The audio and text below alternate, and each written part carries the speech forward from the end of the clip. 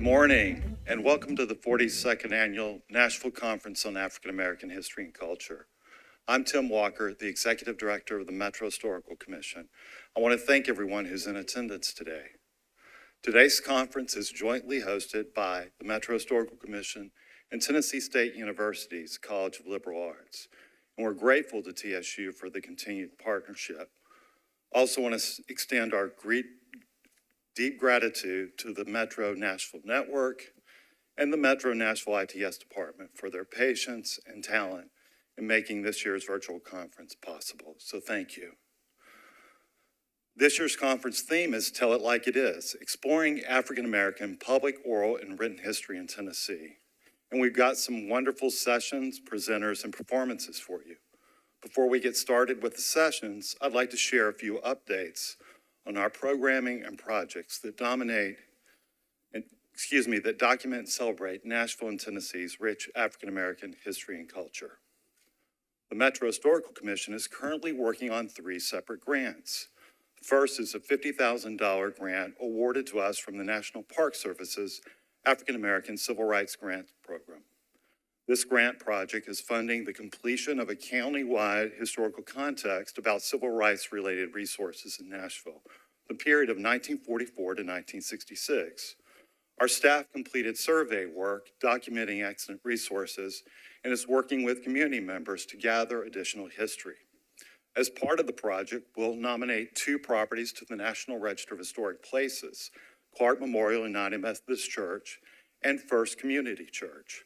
Both are tied to several important people from Nashville's civil rights movement, including Reverend C.T. Vivian, Johnetta Hayes at First Community, and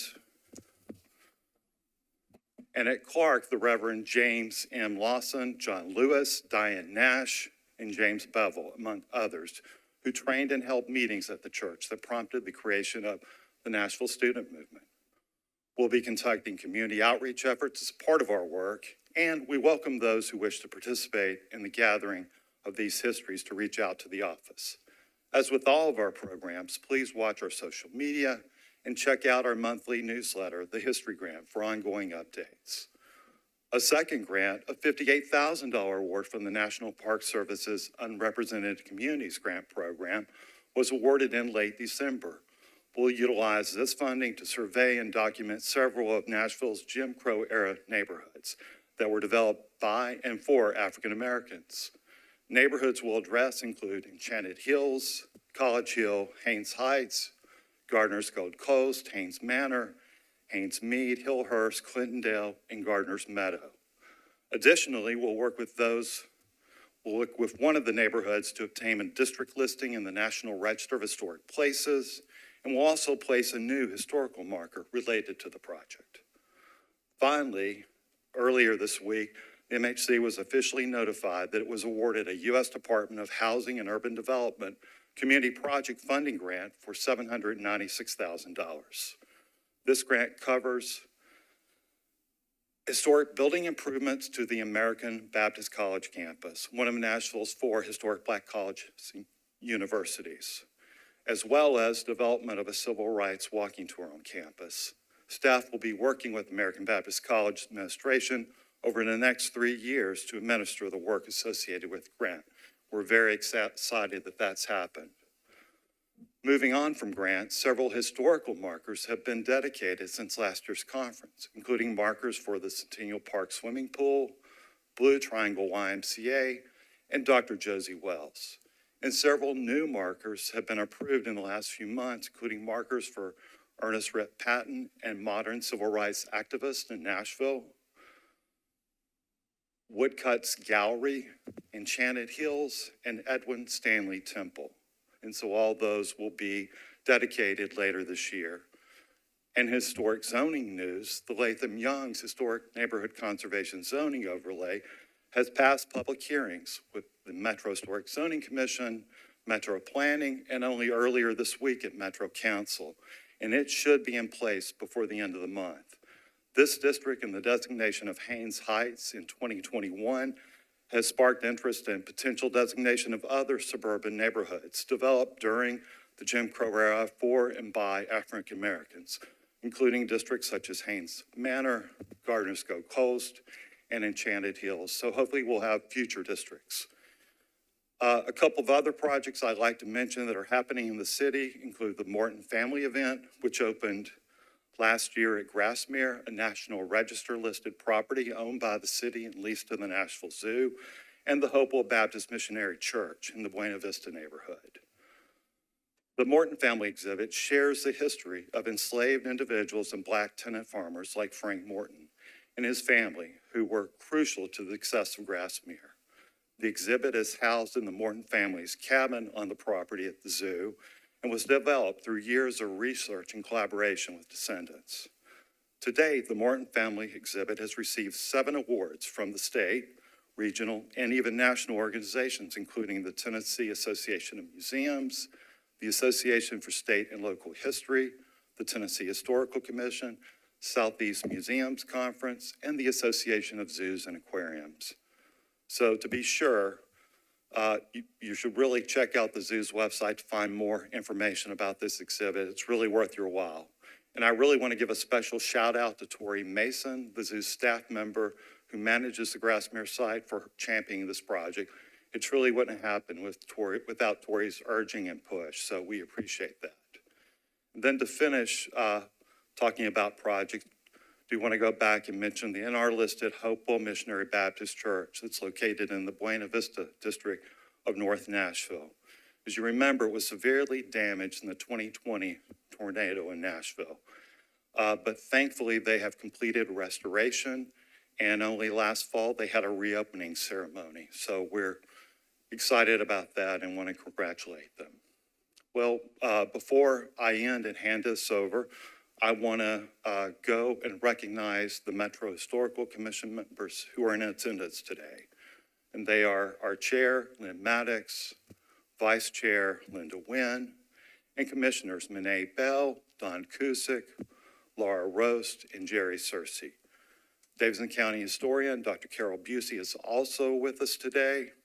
And our thanks also extend to Metro Council at Large member Sharon Hurt and Davidson County Register of Deeds, Karen Y. Johnson.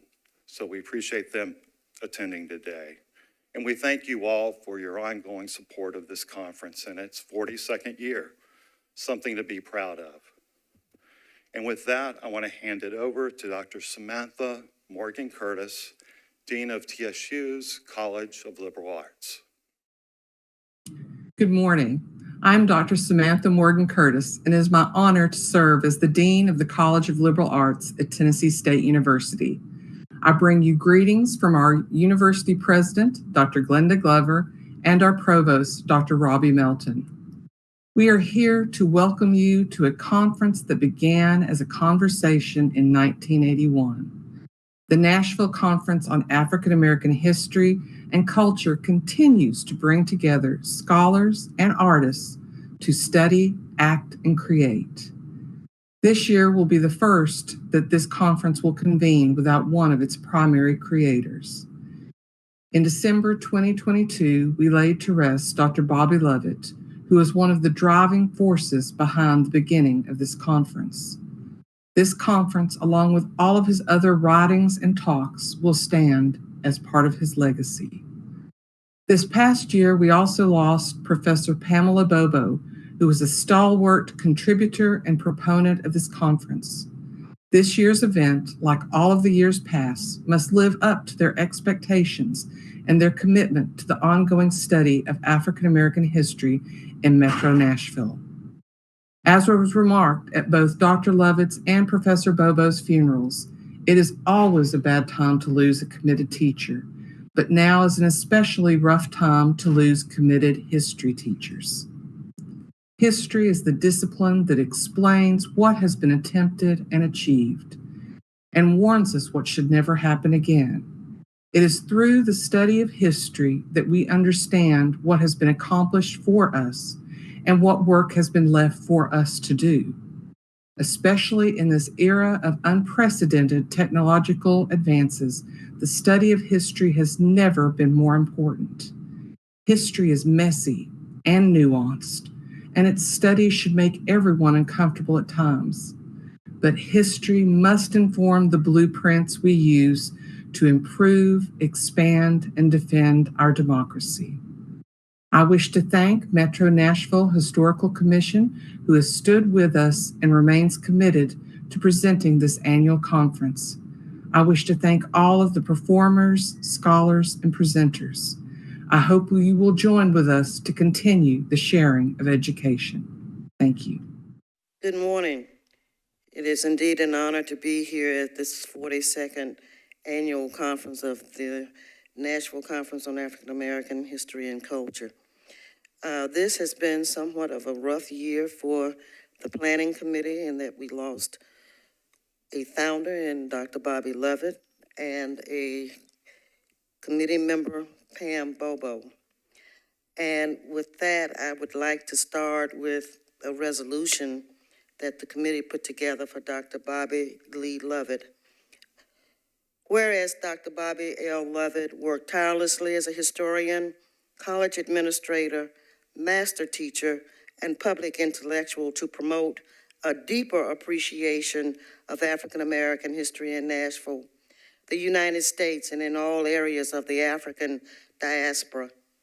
And whereas Dr. Lovett generously gave his time and talent to serve the state of Tennessee and Metropolitan Nashville by serving on the State Review Board, the Board of Directors of the Tennessee Historical Society, the Metropolitan Historical Commission, Citizens Bank, R.H. Boyd Publishing Corporation, and on the editorial board of the Tennessee Historical Quarterly and the advisory board of the Tennessee Civil War Heritage Area.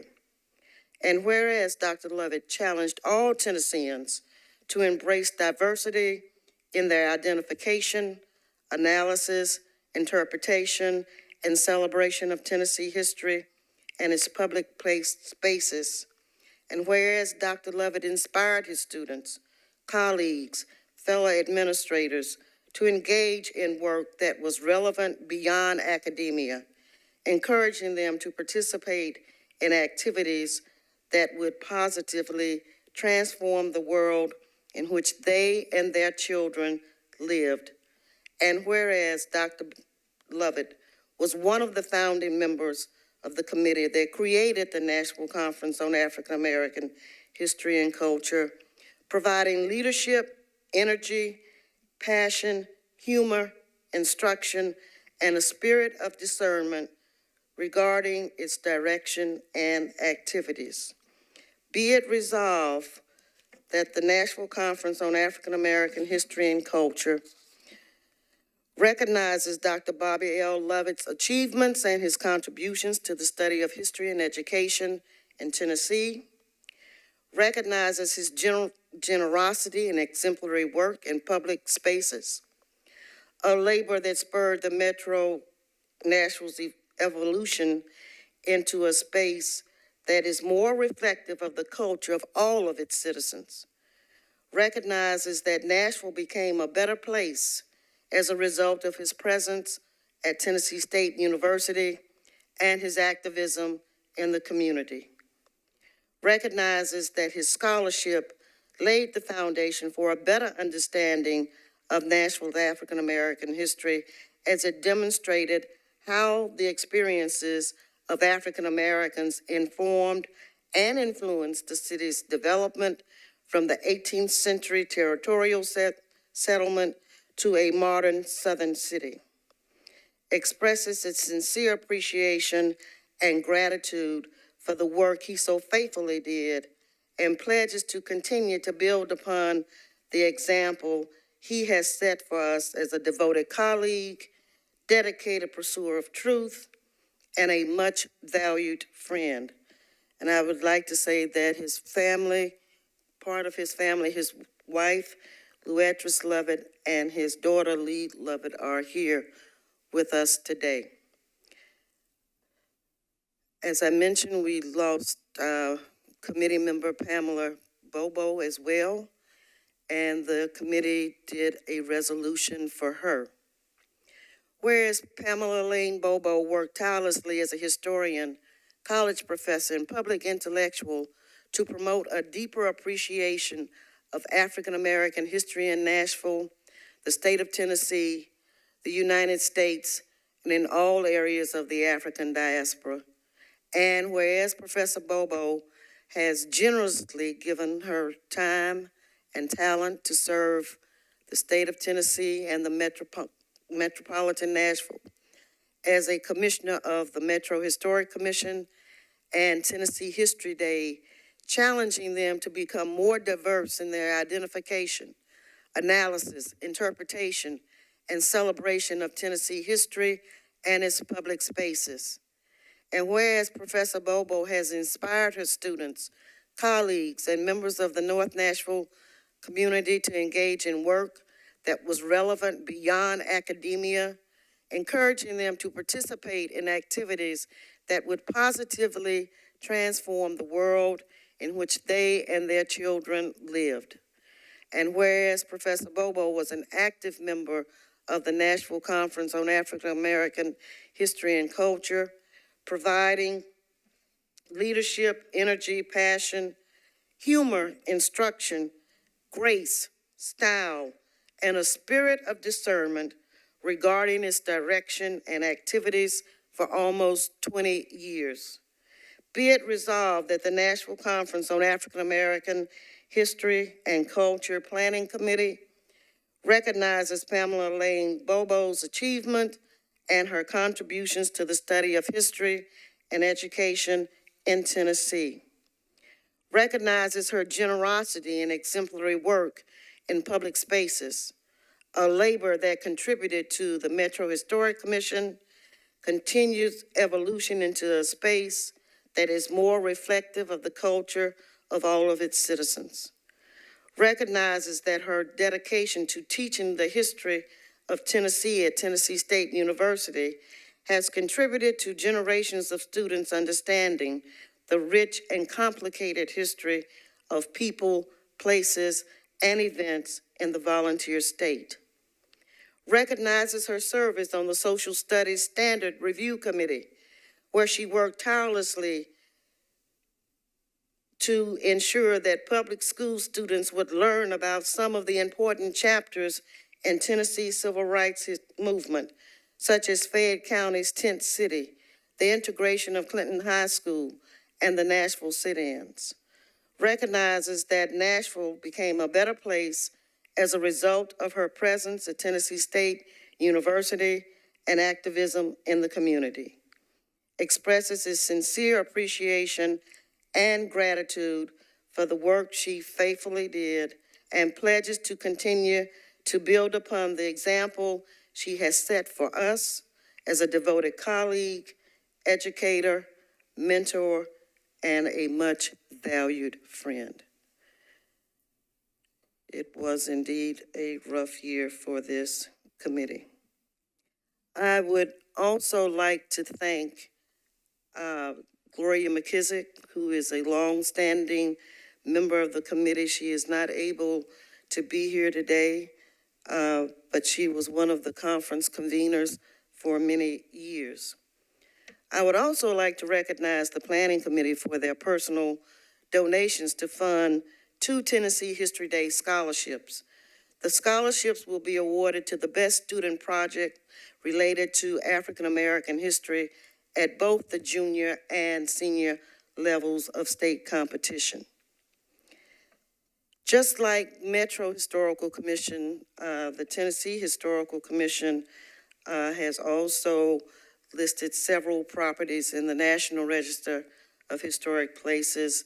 And since the last conference, Cemetery School in Rutherford County, Highlander Folks School Library Building in Grundy County, Montgomery Bell CCC Camp SP5-N15 in Dixon County, the Ernest C. Withers House in Shelby County, Benevolent Cemetery in Rutherford County, Stones River Battlefield in Rutherford County, and at the last meeting, they did the L. Parsons lynching site and the Griggs Building Business and Practical Arts College, both of which are in Memphis, They were approved in January by the State National Review Board. In terms of markers, which is a program I administer, we did 10 markers that hit all of the grand divisions of Tennessee. The Reverend Paul W. Turner in Anderson County, the Cameron Trimble Black Self-Emancipation in Davidson County, Booker T. Motel in Gibson County, Dr. James Robert Patterson in Rutherford County, and Cherry Grove Missionary Baptist Church, Rutherford County. Dr. Robert T. Burt, Montgomery County, Dan Call Farm in Moore County, Gil Scott Heron, Godfather of Rap in Madison County, the Original Church of God, and the L.M. Swanson's Nursing Home in Sumner County, and Freed African Americans win first inheritance suit in Washington County. I would like to thank my colleagues from the Tennessee Historical Commission who have joined us virtually. I will not try to call out all of the members, but some that I know who registered with Peggy Nickel, Casey Lee, Nina Skall, and others.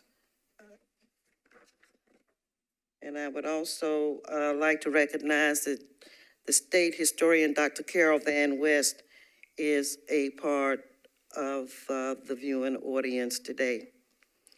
We have several new profiles on the conference website. Anyone who wants copies of the profiles who has not already received them, please contact the Metro Historical Commission. This year's profiles include Gardner's Gold Coast, Nashville's first African-American subdivision, Johnetta Hayes, Z. Alexander Luby, Robert E. Lillard, and the chartering of Metropolitan Nashville and Davidson County, Marion James Majors, and the Nashville Christian Institute.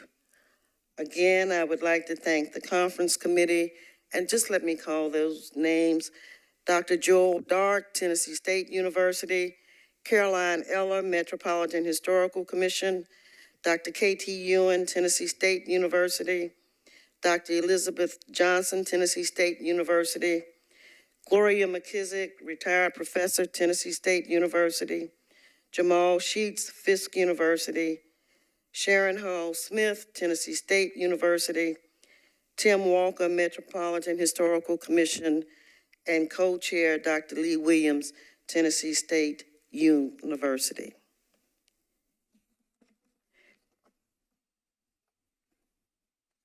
With that, I would like to introduce Councilmember Sharon Hurt, who also has a resolution for Dr. Bobby Lee Lovett.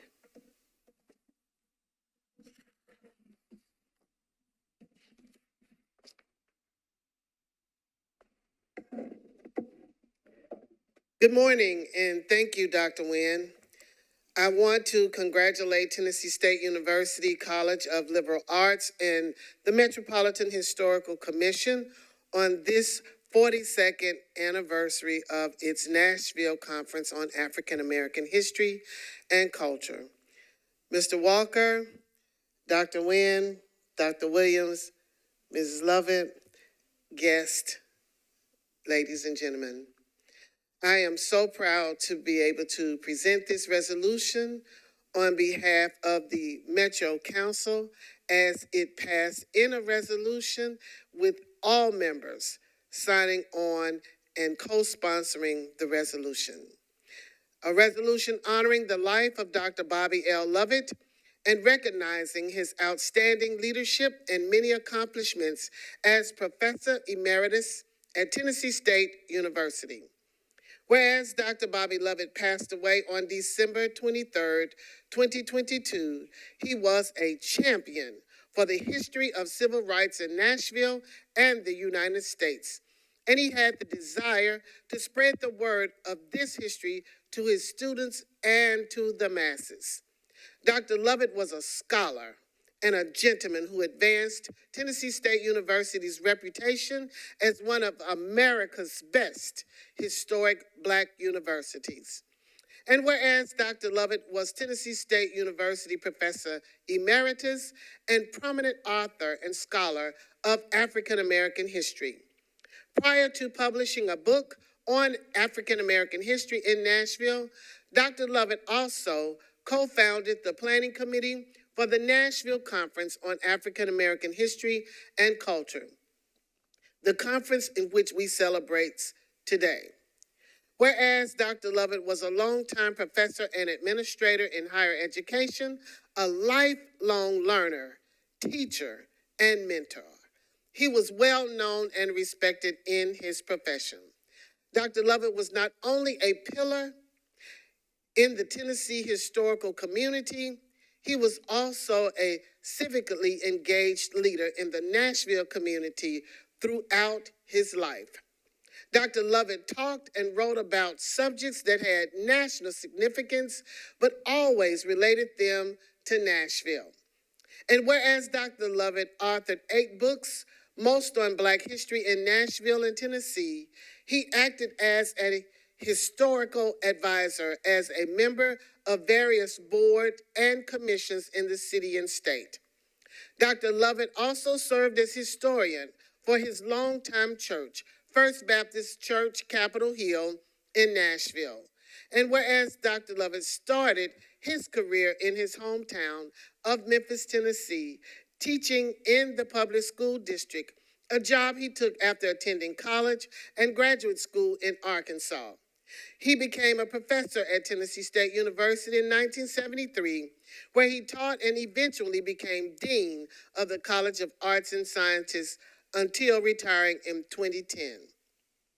And whereas Dr. Lovett wrote a comprehensive history on Tennessee State University after publishing another book on historically Black colleges and universities throughout the United States, Dr. Lovett served as a model and set the example for many historians that came through Tennessee State University's College of Arts and Sciences.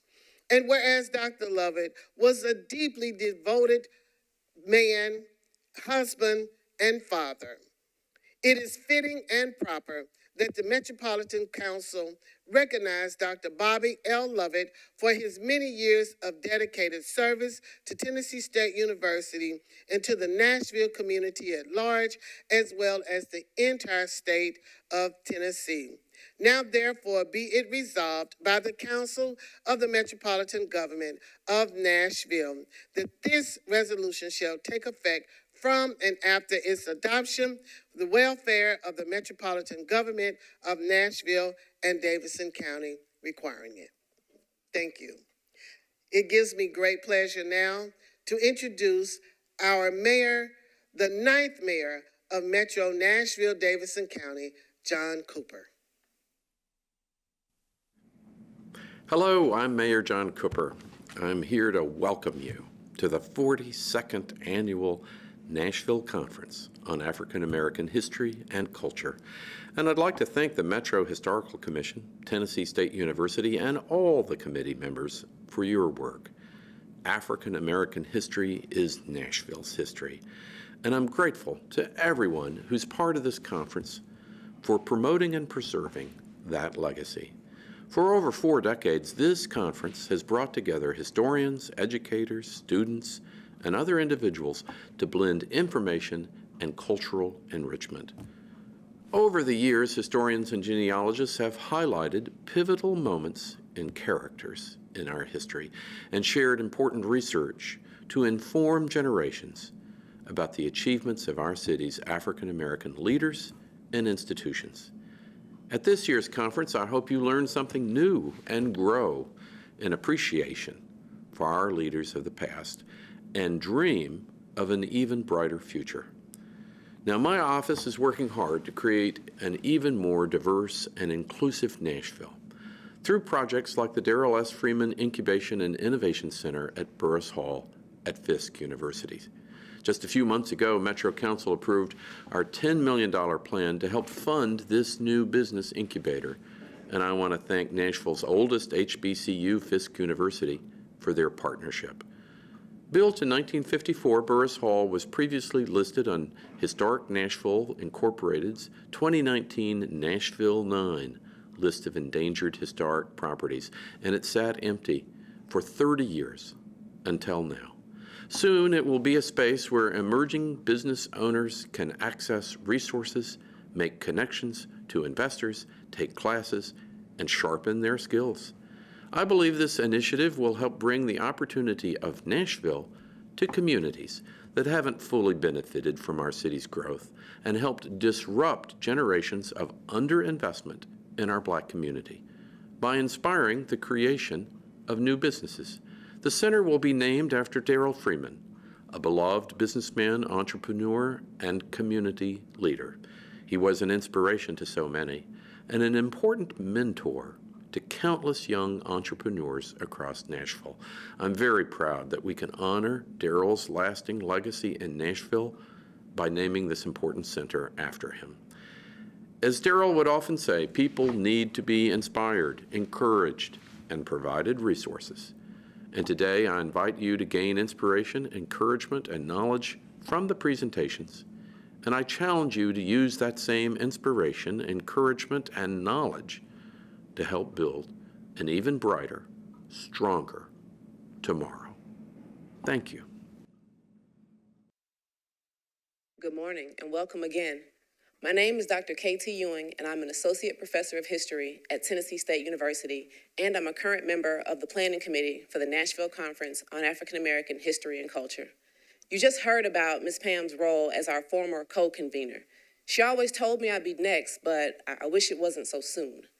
I have magnificent shoes to fill, and I hope that I follow in her footsteps well.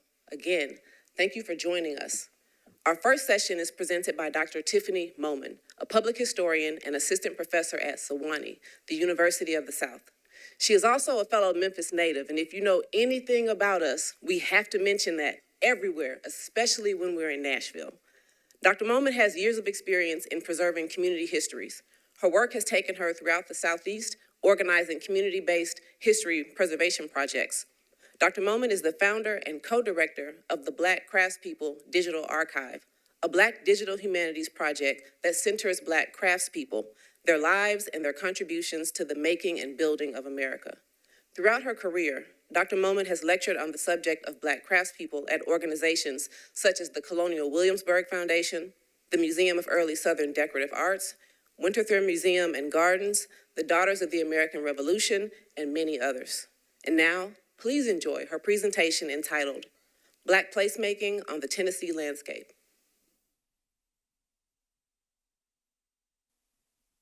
Thank you for that introduction, and thank you all for inviting me to participate in the 42nd Annual Nashville Conference on African American History and Culture.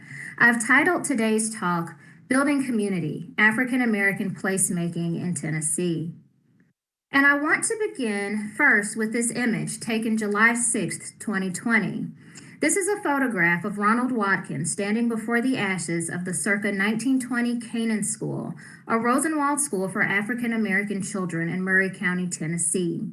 And I thought that this was a good starting point for today's talk because as a preservationist and someone who studies African American landscapes, this picture of this loss resonated with me in unexpected ways. Of the tragedy at the site, Mr. Watkins said, quote, "It is all over with now. It is really hurtful to see that it is gone." And the Canaan School was an integral part of a much larger community in Murray County known as Canaan, named for the promised land of Canaan found in the Bible. In the Bible, Canaan is the land known as God's gift, and it is also an appropriate name for the area given by the newly emancipated freedmen and women who made a community here. The Canaan community dates to the end of the Civil War and tells the story of how descendants of the many nearby Murray County plantations built their own community institutions upon emancipation. In this image from Google Maps, you can see the landmarks of the community outlined in red: the Canaan AME Church, the Canaan Church Cemetery, flanking the sides of the church, and the Canaan School just a bit down the road.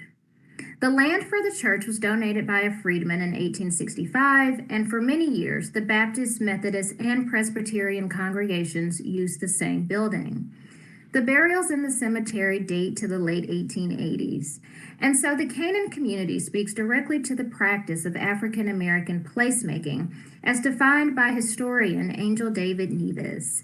According to Neves, this community exemplifies, quote, African Americans' attempts to claim a space for themselves within the complex social, economic, and political fabric that is U.S. dominant culture.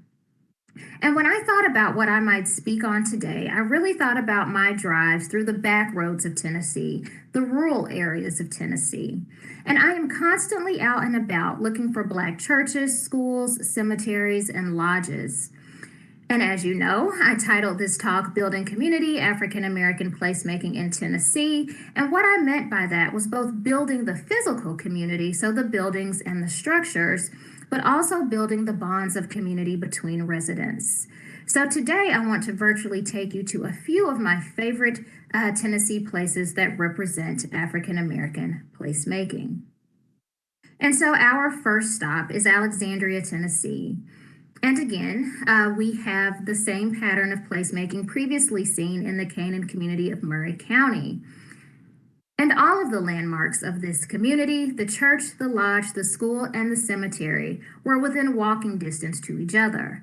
The school is no longer standing, and what remains of the lodge are the remnants of its stone foundation. What remains of the African American community of Alexandria acts as evidence confirming the memories of some of its residents.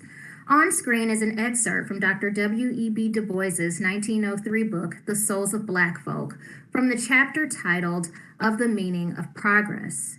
While a student at Fisk University, Du Bois spent 2 summers teaching school in Alexandria and had fond memories of its residents and the landscape.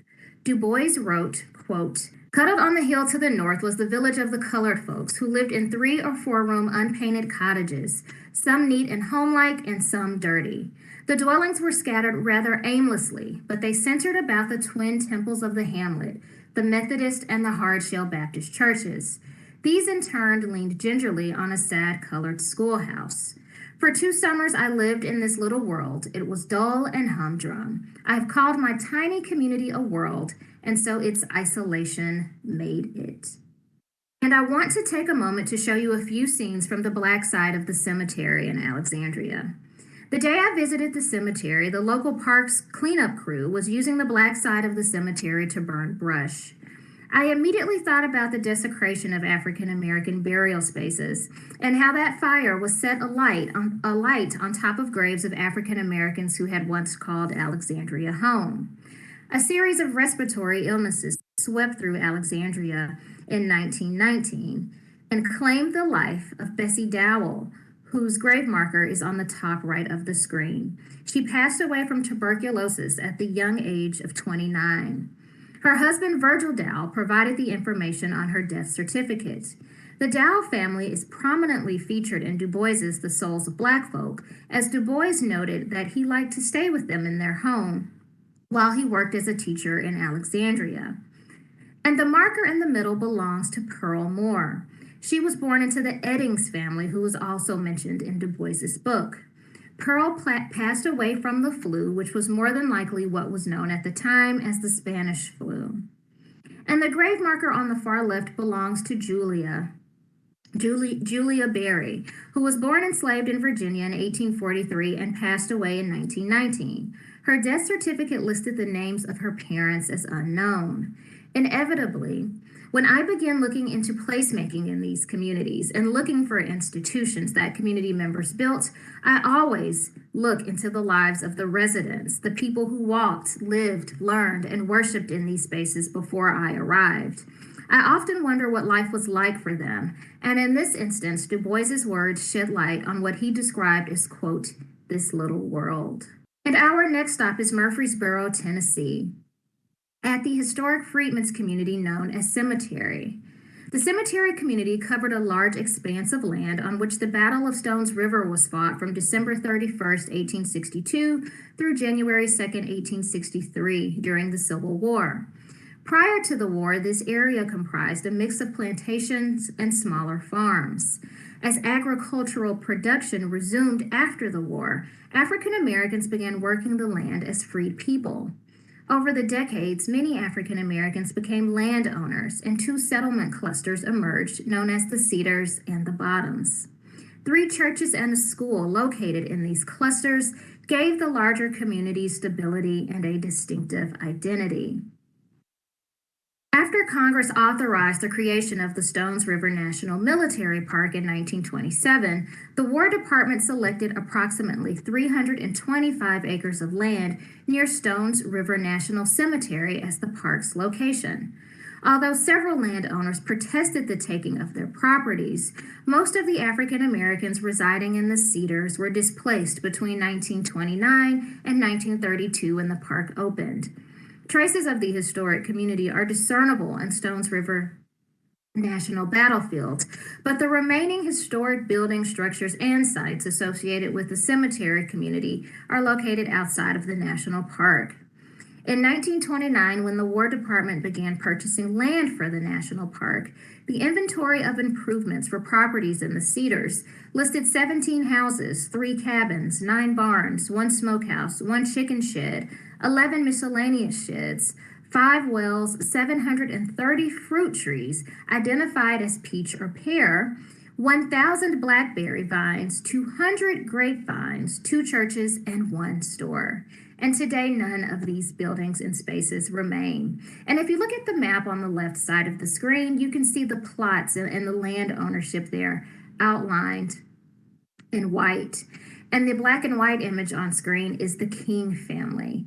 And the color image below them is taken very closely to the same spot as they were standing in that photo. And when I look at the photo of the King family, and look at them standing in front of those crops, my eyes are automatically drawn to Mr. King's arms because he's standing there very boldly and very proudly.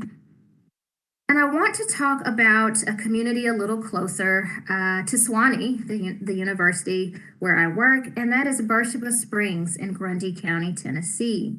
And so Beersheba Springs is an interesting place, and it's certainly an interesting place to include in a talk about African American placemaking because it has always been nearly all white.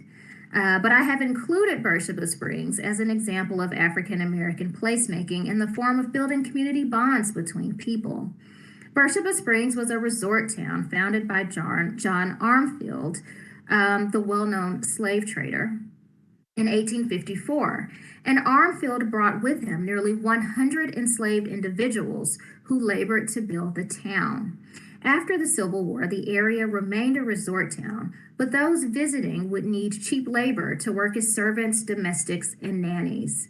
And for this, they turned to African Americans in Tennessee. And on the screen is the obituary of an African American man named Uncle Nathan Brackens, who lived in Beersheba Springs until his death.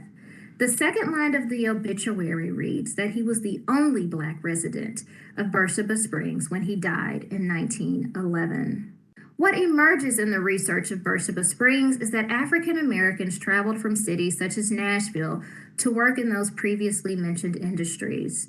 And while they were there, they formed these temporary communities, and together they worshiped in Uncle Nathan Bracken's home. They held parties. They announced their arrivals from and departures back to their home cities.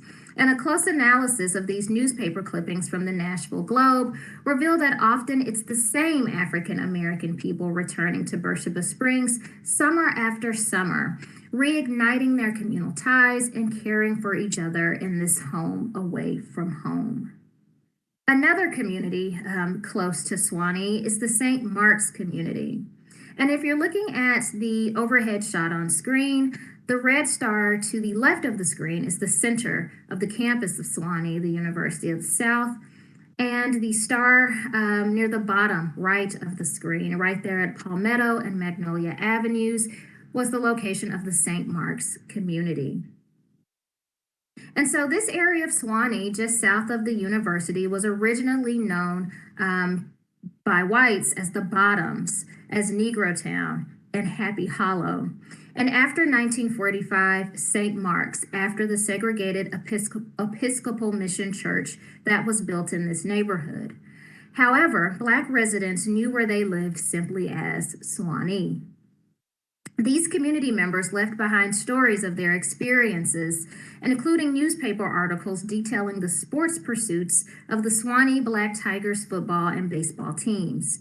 On Christmas Day of 1910, the Winchester Wolverines faced off against the Swanee Black Tigers with 800 onlookers in attendance. According to newspaper reports, members of the Black Tigers team included Yum Yum, also known as Posh Trigg, Logan Phillips, John Mosley, McFarland, and Landis Rankin. Other articles recall the optimism of the 1912 Black Tigers team, led by Hugh Hill. That year, the Black Tigers challenged university teams at Fisk University, Meharry Medical College, and Roger Williams University in Nashville, Tennessee, to a Thanksgiving Day game. According to Hill, the Black Tigers vowed that they would, quote, be there whether we get a game or not. And so this was a vibrant community founded by African Americans from nearby small towns, and together they made a community in the shadows of the university, and that community thrived. And so today, this is what remains of the St. Mark's communities. Its landmarks, including the St. Mark's Church, the Kennerly School, and the social club known as the Belmont Club, are all no longer extant. What remains of the landscape is a grassy lot. And as you can see from the black and white photos on screen, people lived here. There were houses here, and they built lives for themselves in this area. One of the first communities that I took a deep dive into was Ripley, Tennessee, in Lauderdale County. And over 10 years ago, before I even went back to graduate school, I started a blog titled Black Ripley. I was motivated to write about the town of Ripley, Tennessee, because my husband's family had lived there since enslavement. And so within historic newspapers, African American placemaking begins to emerge. Take, for example, the newspaper article on the top left of the screen. It reads, quote, the Ripley News says some unknown incendiary last week set fire to and burned to the ground a schoolhouse occupied by the colored people 3 miles from that place. Lauderdale County was home to several schools, including Rosenwald schools, such as the Lynn, Elkanan, Knob Creek, and Durhamville Rosenwald schools. So from 1912 to 1937, the Rosenwald Schools program helped fund thousands of schools across 15 southern states, including 354 in Tennessee. And a quick posting about the school soliciting information on past students and teachers opened up a conversation on my blog. I quickly realized that in my search for the Black community of Ripley, Tennessee, the historic Black community, that I'd built a virtual community, all dedicated to sharing what they knew about Black life in the area. And you can see a few comments here on screen that reference schools in Lauderdale County, including Palmer Turner in Knob Creek, the Lillian Fountain Grammar School in Gates, Tennessee, and the Johnson Consolidated School, along with names of teachers. And thinking about our pattern of placemaking, examining schools, churches, cemetery, and lodges, I want to talk about the African American Lodge in Ripley. And so a newspaper article in the top left of the screen from the Nashville Union and American newspaper noted that in July of 1872 that African Americans had organized a lodge in Ripley. Fraternal lodges such as the Odd Fellows, the Benevolent Society, the Sons of Ham, and the Freemasons organized to provide their members and the community with resources such as cemeteries, life insurance, and more. And so lodges provided a space for Black people to be Black in the way that they wanted to be, free from the white gaze. And the lodge in Ripley more than likely offered services such as those mentioned and the opportunity to build community. The January 1887 Sanborn map for Ripley, pictured on screen, indicated the location of the Colored Lodge. And one thing to note is that the lodge is on the second floor of this building, and that there is an undertaker on the first floor. And so it's very possible that that undertaker was a Black man. And so by 1891, the Sanborn map indicated that this location was no longer a colored lodge. The second story of the building was a furniture repair shop, and the first story of the building was still occupied by an undertaker. And so if you look at the Google Maps shot on the left of the screen, you can roughly see the location of the building. It's a grassy lot now, but that's the location where the undertakers and the colored lodge was in 1887. And thinking about churches, Miles Chapel CME Church was the second African American church to call Ripley, Tennessee its home. It was founded after emancipation, and I have found dates of its origins in 1873, 1876, and 1886. And so the church first held meetings under a brush arbor on land owned by a woman named Cheney Giroux on College Street in Ripley.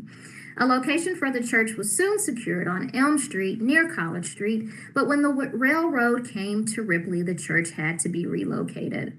It eventually found itself back on College Street, not far from its original location. And according to the marker on the walls of the church, this building was rebuilt in 1943.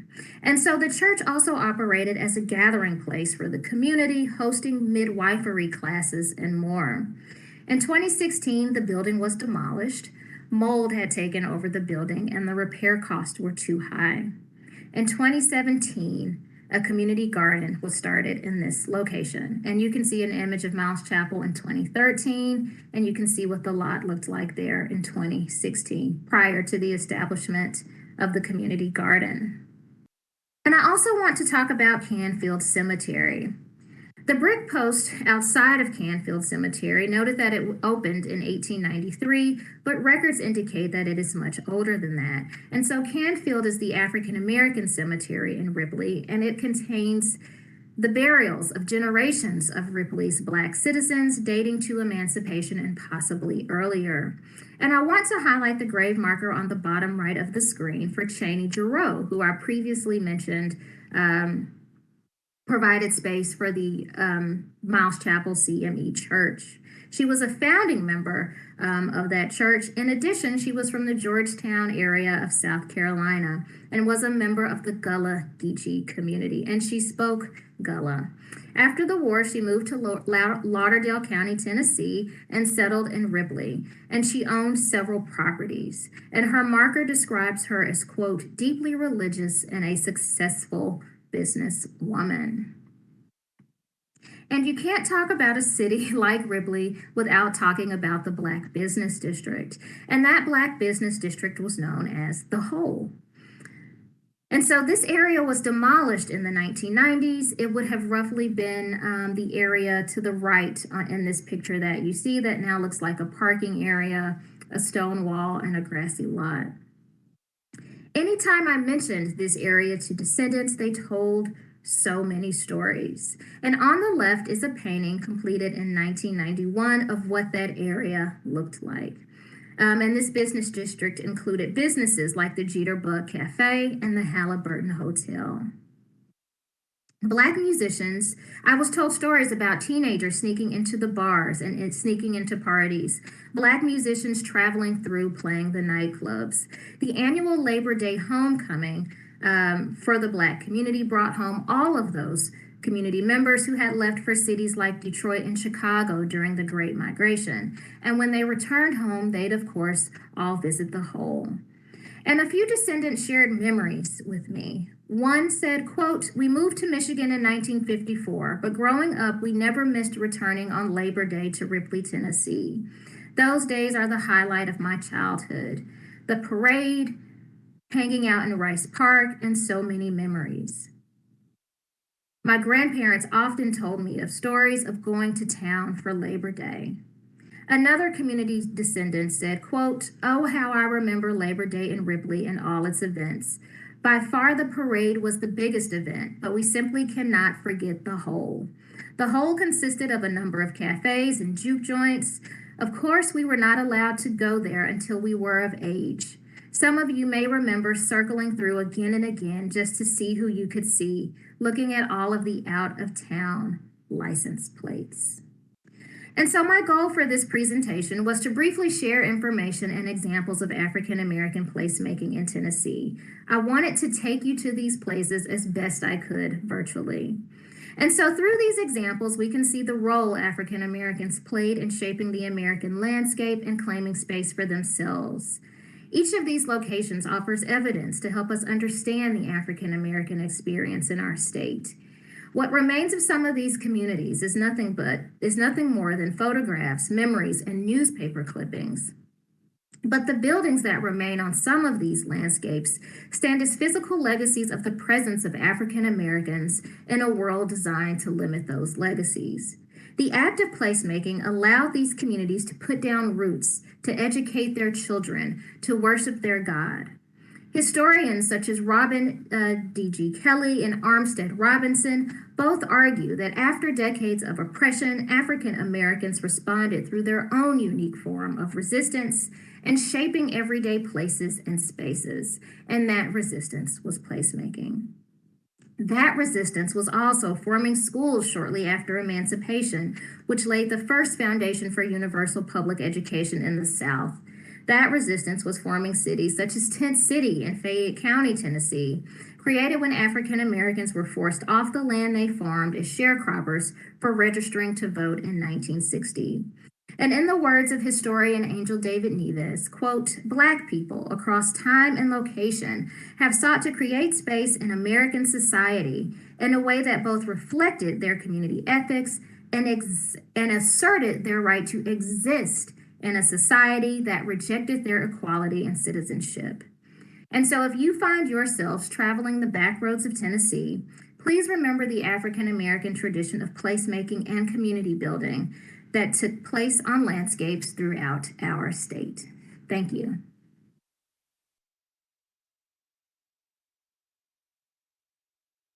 All right, thank you for your presentation, Dr. Moman. Our second session is presented by Zeta Law, Dr. Susan Knowles, and Ken Middleton from Middle Tennessee State University. Archaeologist Zeta Law is the director of the MTSU Geosciences Fullerton Laboratory for Spatial Technology.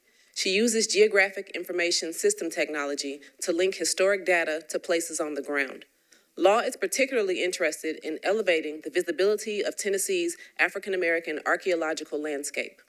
She worked with a team of researchers and archivists from MTSU's Center for Historic Preservation and the Tennessee State Library and Archives to create a GIS data layer of Civil War sites associated with African Americans called Landscape of Liberation.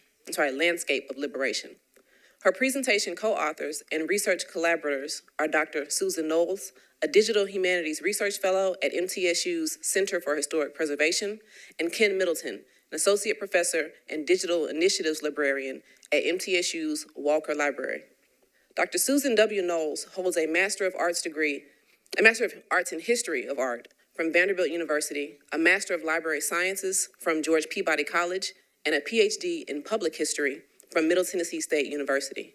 Her dissertation on Tennessee marble and civic architecture focused on the individuals who built the industry and the political, societal, and infrastructural forces that shaped it.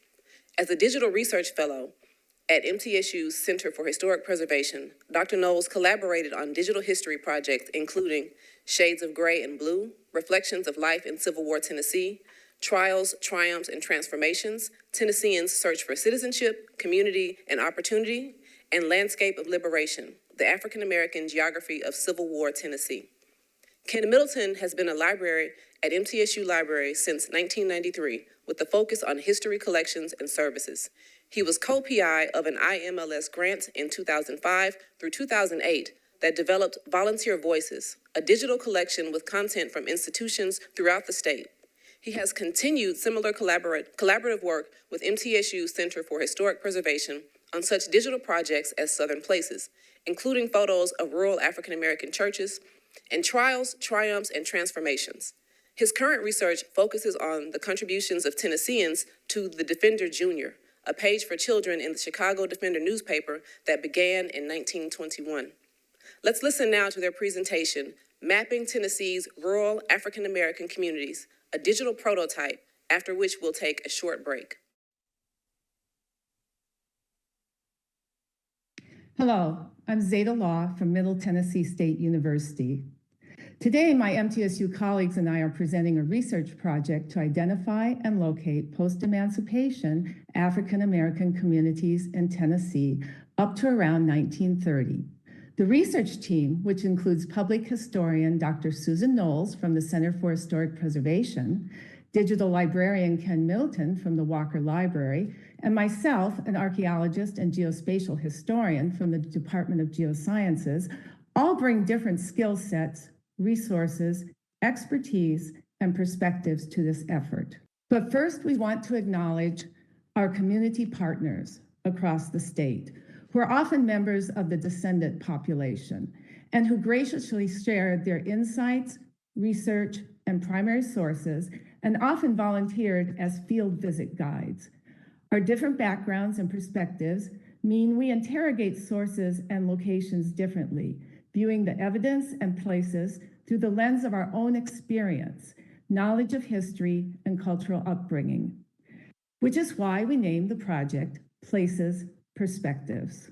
Decades of fieldwork by Tennessee State historian Carol Van West and the Center for Historic Preservation have documented buildings and sites across the state that bear witness to the formation of communities by the formerly enslaved after the Civil War. Dr. West observed that churches, schools, and cemeteries were the nexus of these communities, which may have also included lodges and businesses. Places Perspectives focuses on locating, researching, mapping, and telling the stories of these communities through their landscape signatures, the clusters of African American churches, schools, and cemeteries that were central to post-emancipation life in rural communities and small-town neighborhoods, and are what we have called community signifiers. Because this work is intended as a prototype, we selected counties in East, Middle, and West Tennessee. Here we're looking at Fayette County in West Tennessee, where there are 51 clusters of post-emancipation African American institutions. We began this research in 2017, meeting with community groups in Greene, Murray, Fayette, and Hardeman counties, and visiting their archives and public libraries, while at the same time delving into Tennessee-related materials at the national level. During the pandemic, we worked on our own, but we were able to meet remotely and share online resources, which proved to be a good teamwork approach and really helped us connect with our community resources more. The Places Perspectives project seeks to highlight the cultural landscape through the frame of African American history. In recent years, organizations like the National Trust for Historic Preservation, the Society of American Archeology, the Society for Historical Archaeology, the Southeast Society of Architectural Historians, and the National Park Service, plus others, are starting to build awareness of the presence and importance of the African American historic cultural landscape. But the work starts on the local level, including at this conference, where we can share research and resources. The more we learn and become aware of the historic cultural landscape that is in our backyard, or sometimes literally under our feet, the better we can take these historic places into account for preservation, cultural resource management, and environmental justice. We all recognize that standing in a place where history happened can be a powerful and even transformative experience. That experience starts with identifying places of cultural heritage, documenting their presence on the landscape, and disseminating that knowledge so that important places can be saved and shared with future generations. One thing I've learned in archaeology, though, is that there's always more to find. And that depends on what you're looking for, which is the case with the Landscape of Liberation online mapping project of African American sites during the Civil War in Tennessee. This project, which Dr. Knowles and I worked on at MTSU, is the predecessor for Places Perspectives and established our protocol. And that protocol is that each site is linked to at least one primary source. The mapping method is explained for each site, telling how the location was determined, and each site has a short historical context statement. And now Susan. So when you look at the entry here, this one is the drop down that shows you where Africanatown is in Montgomery County. And this Landscape of Liberation site is freely accessible. It's maintained by the Tennessee State Library and Archives. And so many groups are starting to use this resource. And we were really happy to see that the Tennessee Historical Commission recently put up a marker for Africanatown. So the Places Perspectives project is much more expansive in time. It focuses on the post-Civil War era up to about 1930 in order to highlight different situations there for African Americans, both formerly free and formerly enslaved, with varying degrees of economic, educational, and religious opportunity. And that's why we chose to find sample counties in the 3 different sections of the state of Tennessee. So our approach to this project was very systematic. We first gathered the same types of sources, and you're seeing some on the list here, and going through the same series of steps for each county. We had to create a space to corral this information. So a data table, a very simple Excel spreadsheet with links to online resources, which then was geographically enabled by recording the latitude and longitude coordinates for the sites once we had gone through the mapping process, which used historical sources combined with local knowledge to identify where something once was. And so what this does is leaves a system in place for others to follow. This geographically enabled data table automatically creates a map visual.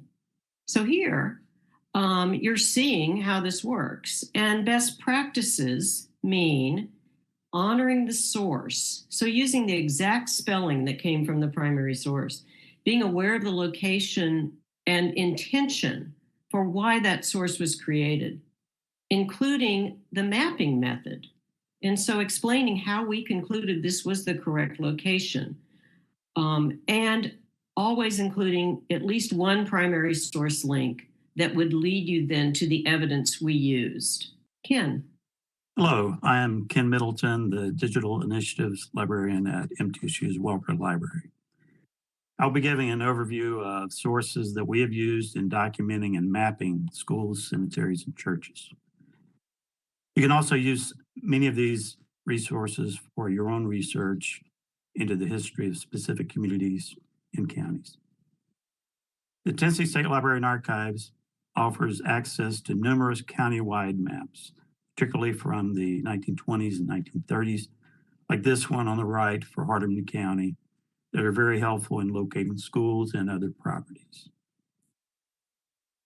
The other map is specific to schools, has the title Road Conditions of Hardeman County, 1935 to 1936. This is part of a large format book of county educational maps. MTSU Library has many of these individual maps online as part of its Tennessee Schools collection. These maps show the locations of African American as well as white schools in most counties. Here on the right, we have zoomed in to look at the road conditions map for Murray County. It shows the locations of Hills Chapel School and other African American schools. This is paired with this photo of Hills Chapel from a University of Tennessee thesis from 1930. It includes photos from 1927 and rankings of all schools in Murray County. This is a tremendous resource. Who knew that an old thesis like this could be a gold mine for today's researchers? Although not shown here, county records sometimes include school board minutes that offer a list of schools and teachers. And newspapers often publish names of teachers and schools at the beginning of each fall term. There's no shortage of resources that document Rosenwald schools. The Rosenwald collection at Fisk University was a major source for this project, and the Tennessee Division of Archaeology recently completed a survey of Rosenwald schools. The State Library and Archives continues to add historical photos of Rosenwald and other schools to its TIVA collection. But sometimes a great source of information comes from out of the blue. This slide features a photo of Pleasant Grove School in the early 1920s that we found in an unexpected place, the annual report of agricultural extension work in Fayette County.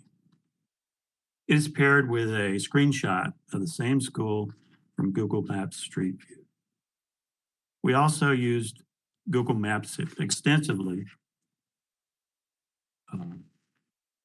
to compare the current landscape with historical maps, and in many cases to provide geographic coordinates.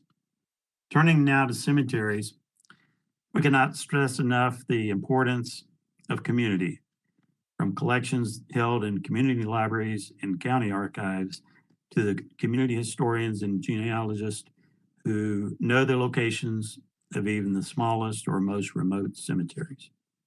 Find a Grave is a very useful crowdsourced online resource that can lead to contacts with local historians and genealogists, as it did in our case. See a death record here. Death records often note the cemetery and the place of burial field, which you see highlighted here. This is particularly valuable for small cemeteries that have few visible gravestones. And such is the case with Bethel Cemetery here in the Theta community. Note that the Tennessee Electronic Library offers Tennesseans free online access to death records and birth records in its Tennessee Records on Ancestry.com collection. Property deeds were among the most important and, to be honest, time-consuming sources for the project as a whole. This Murray County deed describes land for a cemetery near Mount Nebo Church. Obituaries and articles in newspapers are also valuable sources. The article on the right documents the beginning of Rosemont Cemetery in Columbia in 1873. Okay, lastly, looking at churches, a variety of resources here. The photo at the right, the Rural African American Church Survey, conducted by the Center for Historic Preservation from 1998 to 2001, was both a key inspiration for the Places Perspectives project and a key source of information about some extant churches that date back to the 1920s and earlier. Photos of Bartlett Chapel, as you see here, and hundreds of other churches from this survey are being added to the Southern Places digital collection at MTSU Walker Library. To the top left there of conference proceedings from regional denomination associations often include lists of churches along with their pastors and delegates. This snippet from the Big Harpeth United Primitive Baptist Association in 1909 provides information about 11 counties and about 11 churches in Murray County. You'll see at the bottom left the 1926 Census of Religious Bodies collection, which is now online, part of the American Religious Ecologies Project, and includes factual information about a pretty comprehensive list of churches during that time. Although this collection is only 19% complete, it will be a major source of information for African American churches and other religious institutions when complete. This image only gives the top of the schedule for DeWitt Temple, a church near Rossville in southern Fayette County. I've saved the best for last, at least in my view. Many of you are familiar with the Nashville Globe as a major source for the history of African Americans in Nashville, but its out-of-town notes section shows the importance of churches and communities across much of the state. For example, in Yum Yum Notes, as you see here, we learn more about Pleasant Grove Church, part of the same community that included Pleasant Grove School that we looked at earlier. Now we turn to Zeta. So now you know the who, the why, and the how we're doing the Places Perspectives Project. But I want to tell you what we've been finding, because it's really exciting. When you take a systematic approach, like a county-wide survey, it can provide context for the sites, and it gives a broader picture. So in this case, we're looking at how many rural African-American schools there were in Fayette County by the 1930s versus how many Rosenwald schools. And the ones that are the non-Rosenwald schools are on the left, the Rosenwald schools on the right. And look at the density and distribution of them. We also were able to find the location of a long-gone freedmen's school in Columbia that we only knew about in an 1865 letter in the Freedmen's Bureau archives. And that letter is on the left. We were able to locate it with a detailed map, the Old Female Cemetery on a detailed map of Columbia from 1861. And then if you look on the right, that is what that area would look like if you went to it today. And we found the location of another early freedmen's school in Spring Hill.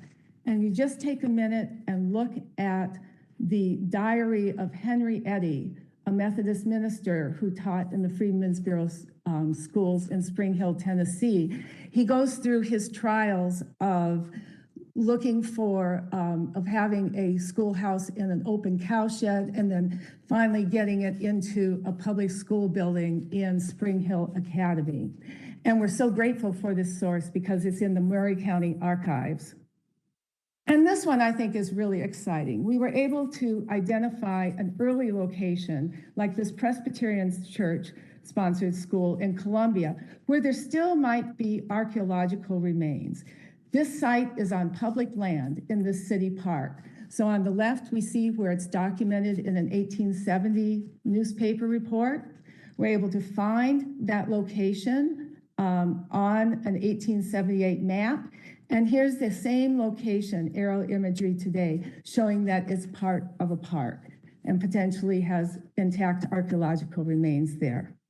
And we're also able to individuals directly to the landscape, like Mrs. Frances Melton Fields, who purchased the land from the daughter of Henry Melton in 1909 and sold 2 acres to a Rosenwald school in 1919, and also granted 1 acre for the Fields Cemetery.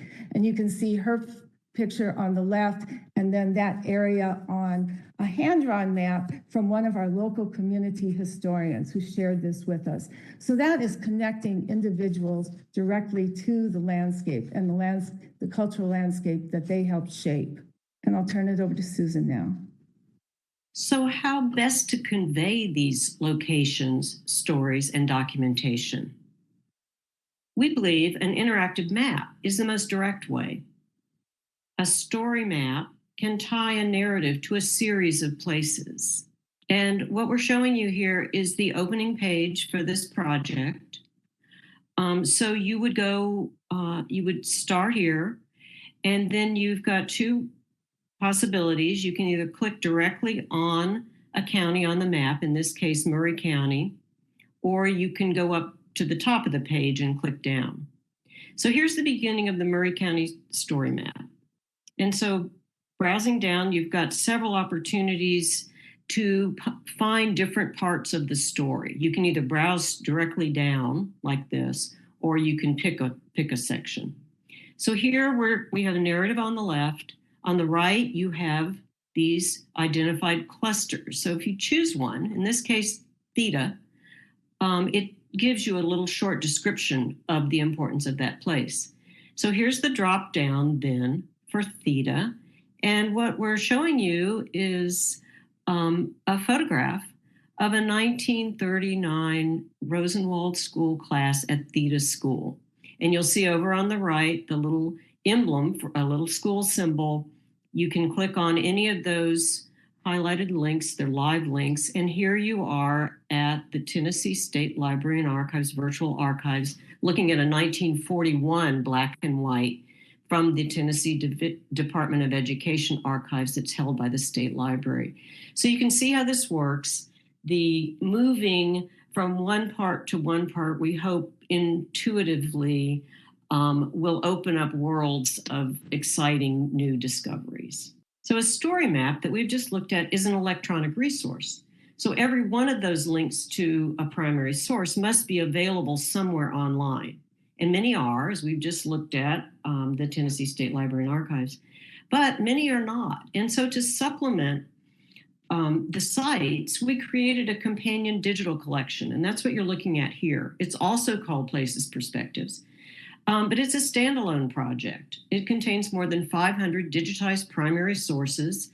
It's online now, it's freely accessible, and it will continue to be maintained by MTSU's Walker Library. And as MTSU is a publicly funded institution, it's intended for public use. And so we hope that those of you who have an opportunity to jump on will take advantage of this and use it for your own research and projects. So here are the component parts of the Places Perspectives projects. We've looked at all: the website portal on the left, next the interactive story maps, the digital collection, and then the spreadsheet that shows you, how all these things are linked together. This was really intended to show the differences and similarities between East, Middle, and West Tennessee as a prototype. But we're hoping very much that future partnerships will extend it to fill out the historical record. And we're hoping that some of you in this room will be interested in working possibly with a team in your own county. And one thing I need to say is the original work for this project, started 2017, was supported by a grant from the Tennessee Civil War National Heritage Area. Zeta. We believe that projects like this can empower public knowledge, make the historic cultural landscape visible to the public, and also to officials involved in planning and development of future land use. And we hope that we are leaving a model and a template for other counties in Tennessee to follow. On behalf of my colleagues and I, we thank you for listening and for being here today. Thank you.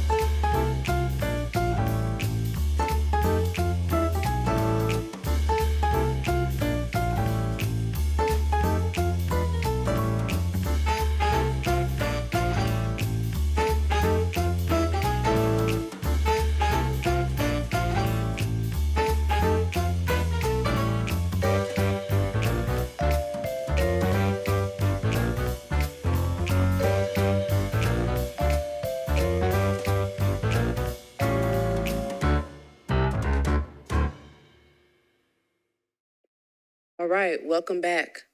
Our third presentation today is from author and historian Lee Ann Gardner of Vanderbilt University. She received her Master of Arts in History with an emphasis in public history from Middle Tennessee State University.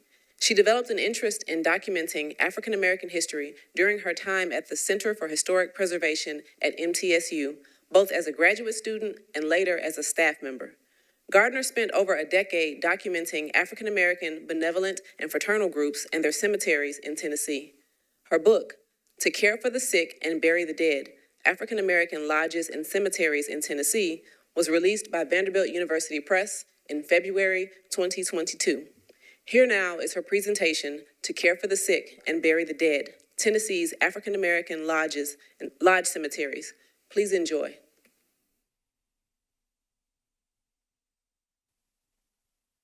Good morning, and thank you for joining me today. My name is Leanne Gardner, and I am currently a grants manager at Vanderbilt University. And I'm here today to talk about my research on African American lodges and their cemeteries in Tennessee. My presentation is titled To Care for the Sick and Bury the Dead, African American Lodges and Cemeteries in Tennessee. And I would like to thank the Committee for the Nashville Conference on African American History and Culture and the Metro Historical Commission for the opportunity to speak today about these lodges and their cemeteries in Tennessee and what they mean. My research focuses primarily on African American lodges in Tennessee, and I'm primarily interested in two types of lodges. The first are fraternal lodges, which are the most familiar to people. Fraternal lodges focus primarily on the meeting ritual and the regalia that members wear during these events. These lodges usually include graduated levels of membership, and they stress the bonds of brotherhood and sisterhood. As part of this, keeping the rituals about the fraternal lodge secret from non-members is very important. Some of these fraternal lodges may offer other benefits to their members, such as sickness benefits or burial benefits, but that was not their primary purpose. Some African American fraternal lodges are counterparts to or parallel organizations to white groups, such as the Prince Hall Masons, the Grand United Order of Odd Fellows, and the Elks. When African Americans were denied admittance to white fraternal groups, they responded by creating parallel organizations to these groups. They did this in a variety of ways, such as by obtaining a charter for a fraternal lodge from an English lodge, as the Odd Fellows and the Masons did, or by obtaining a copy of the white organization's ritual and then using it to create their own, as in the case of the Elks. I also study benevolent lodges. These are different from fraternal lodges in a number of ways. So a benevolent lodge or benevolent group, they're usually created by a group of people whose primary purpose is to achieve a specific goal. Now, this goal could be to care for one another or to right or correct some sort of societal ill like temperance, which is the eradication of alcohol from all forms of life. Benevolent groups may contain rituals and regalia, but that's not their primary purpose. African American benevolent groups were also usually distinctive in that they weren't a parallel to a wide organization. They were usually created in a specific community to meet a specific need. Now, some did grow and become either regional or national organizations. Some examples that I found here in Tennessee include the Benevolent Society, the Knights of the Wise Men, the Working People's Labor Aid Association, the Sons of Ham, and the Independent Order of Immaculates, which did become a national organization.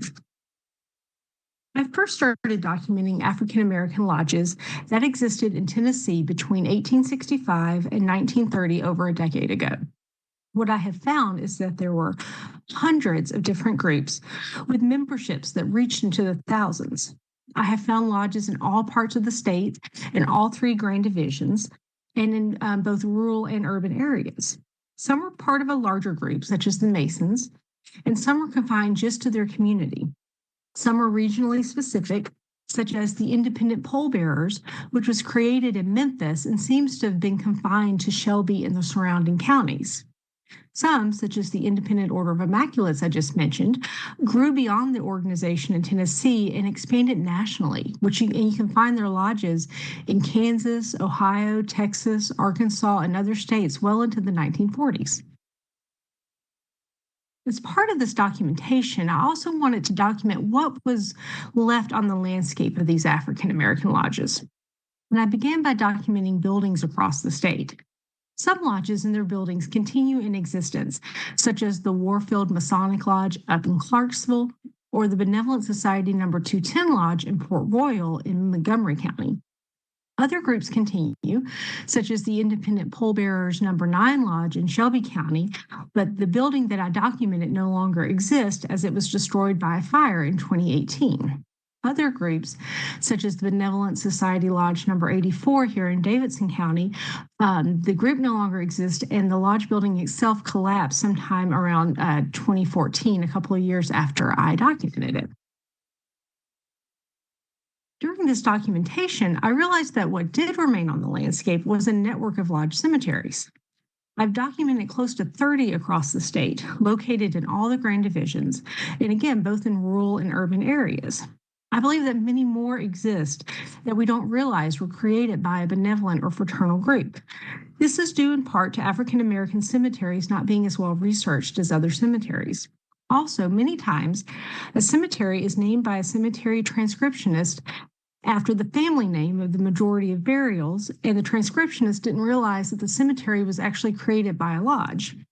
I found this to be the case in several cemeteries, such as Benevolent Society No. 1 Cemetery over in Wilson County, which is listed in both cemetery books and on the property assessor's website as the Lester Cemetery, which is the majority of the people buried there. In Davidson County, I've also documented at least 5 different African American lodge cemeteries. These are the Sons of Ham Cemetery in Madison, the Benevolent Society No. 16 Cemetery in Goodlettsville, the Benevolent Society No. 79 Cemetery in Madison, the Benevolent Society No. 84 Cemetery in the Antioch Mount View area, and Mount Ararat, which everyone knows. Mount Ararat may be the best known African American cemetery in Nashville, and it was established by 2 separate lodge groups in the late 1860s, the Sons of Relief and the Benevolent Society Lodge No. 1. It's not surprising that Davidson County in Nashville contains so many lodge cemeteries, given the vibrancy of its African American communities. So why do these places and cemeteries matter, and what can they tell us? For one thing, they show us the importance of fraternalism, particularly in the African American community. This is best illustrated by a story I relate in my book from Nashville. In April 1909, the African American Pythian Lodges in Nashville decided to host an event to celebrate the 45th anniversary of Pythianism in Nashville. The organizers soon realized that there was not one location large enough to hold the number of men and women associated with these lodges, so they decided to split the celebration into 2. They would have 2 churches, St. John's AME Church and Mount Olive Baptist Church, both located on Cedar Street, which later became Charlotte Avenue, to hold the same event, and people could choose which location to attend. The Nashville Globe, an African American newspaper at the time, described the attendance at the event, stating, "For an entire block, one solid mass of surging humanity lined Cedar Street, unable to gain admittance to either church." And the paper estimated that there were 5,000 people in attendance at this event. To put this into perspective, the population in Nashville in 1910, the following year, was 110,364, and the African American population in 1910 was 36,523. So an event with 5,000 people in attendance represents 4.5% of Nashville's total population at the time and 13.7% of its African American population. These percentages reflect how important fraternalism was to African American society and the interest in fraternal and benevolent events in the community. When walking through these cemeteries, I was often struck by the fact that tombstones would list more than one lodge affiliation. I learned that it was not uncommon for people to belong to multiple fraternal and benevolent groups for a variety of reasons. Some did it to maximize the benefits that they could receive, like sickness or death benefits. Others did it for networking or social reasons. Some may have done it for business or purely personal reasons lost to history. A great example of this is William H. McGavick, who's buried here in Nashville at Mount Ararat Cemetery. Mr. McGavick was born in Nashville in 1871 and graduated from embalming school in 1901. He went into the funeral business, and as is referenced in this ad from the Nashville Globe from 1908. This ad, which announces a name change for his undertaking company from Alsop and McGavick to W.H. McGavick and Company, also lists the numerous lodges he was affiliated with. He was a member of the Independent Order of Immaculates, a benevolent organization founded in Nashville that became a national order, the Benevolent Society No. 1, the United Brothers of Friendship and the Sisters of the Mysterious Ten, and the Knights of Pythias. His tombstone, which I have pictured here, also contains an emblem for the Mosaic Templars, another fraternal group which was organized in Arkansas in the early 20th century. Perhaps Mr. McGavick joined multiple groups in the hopes that fellow lodge members in one of these lodges would recall their shared fraternal bond and use his undertaking business when they needed to. These cemeteries also show how lodges will care for their members when life gets tough, which is partially why these cemeteries exist to begin with. Lodges, both fraternal and benevolent, cared for their members in a number of different ways. This clipping from the Knoxville Chronicle in 1882 relates how the Daughters of Zion, an African-American benevolent group for women, nursed a member during her illness and how that care continued after her death by providing her a final resting place in their cemetery.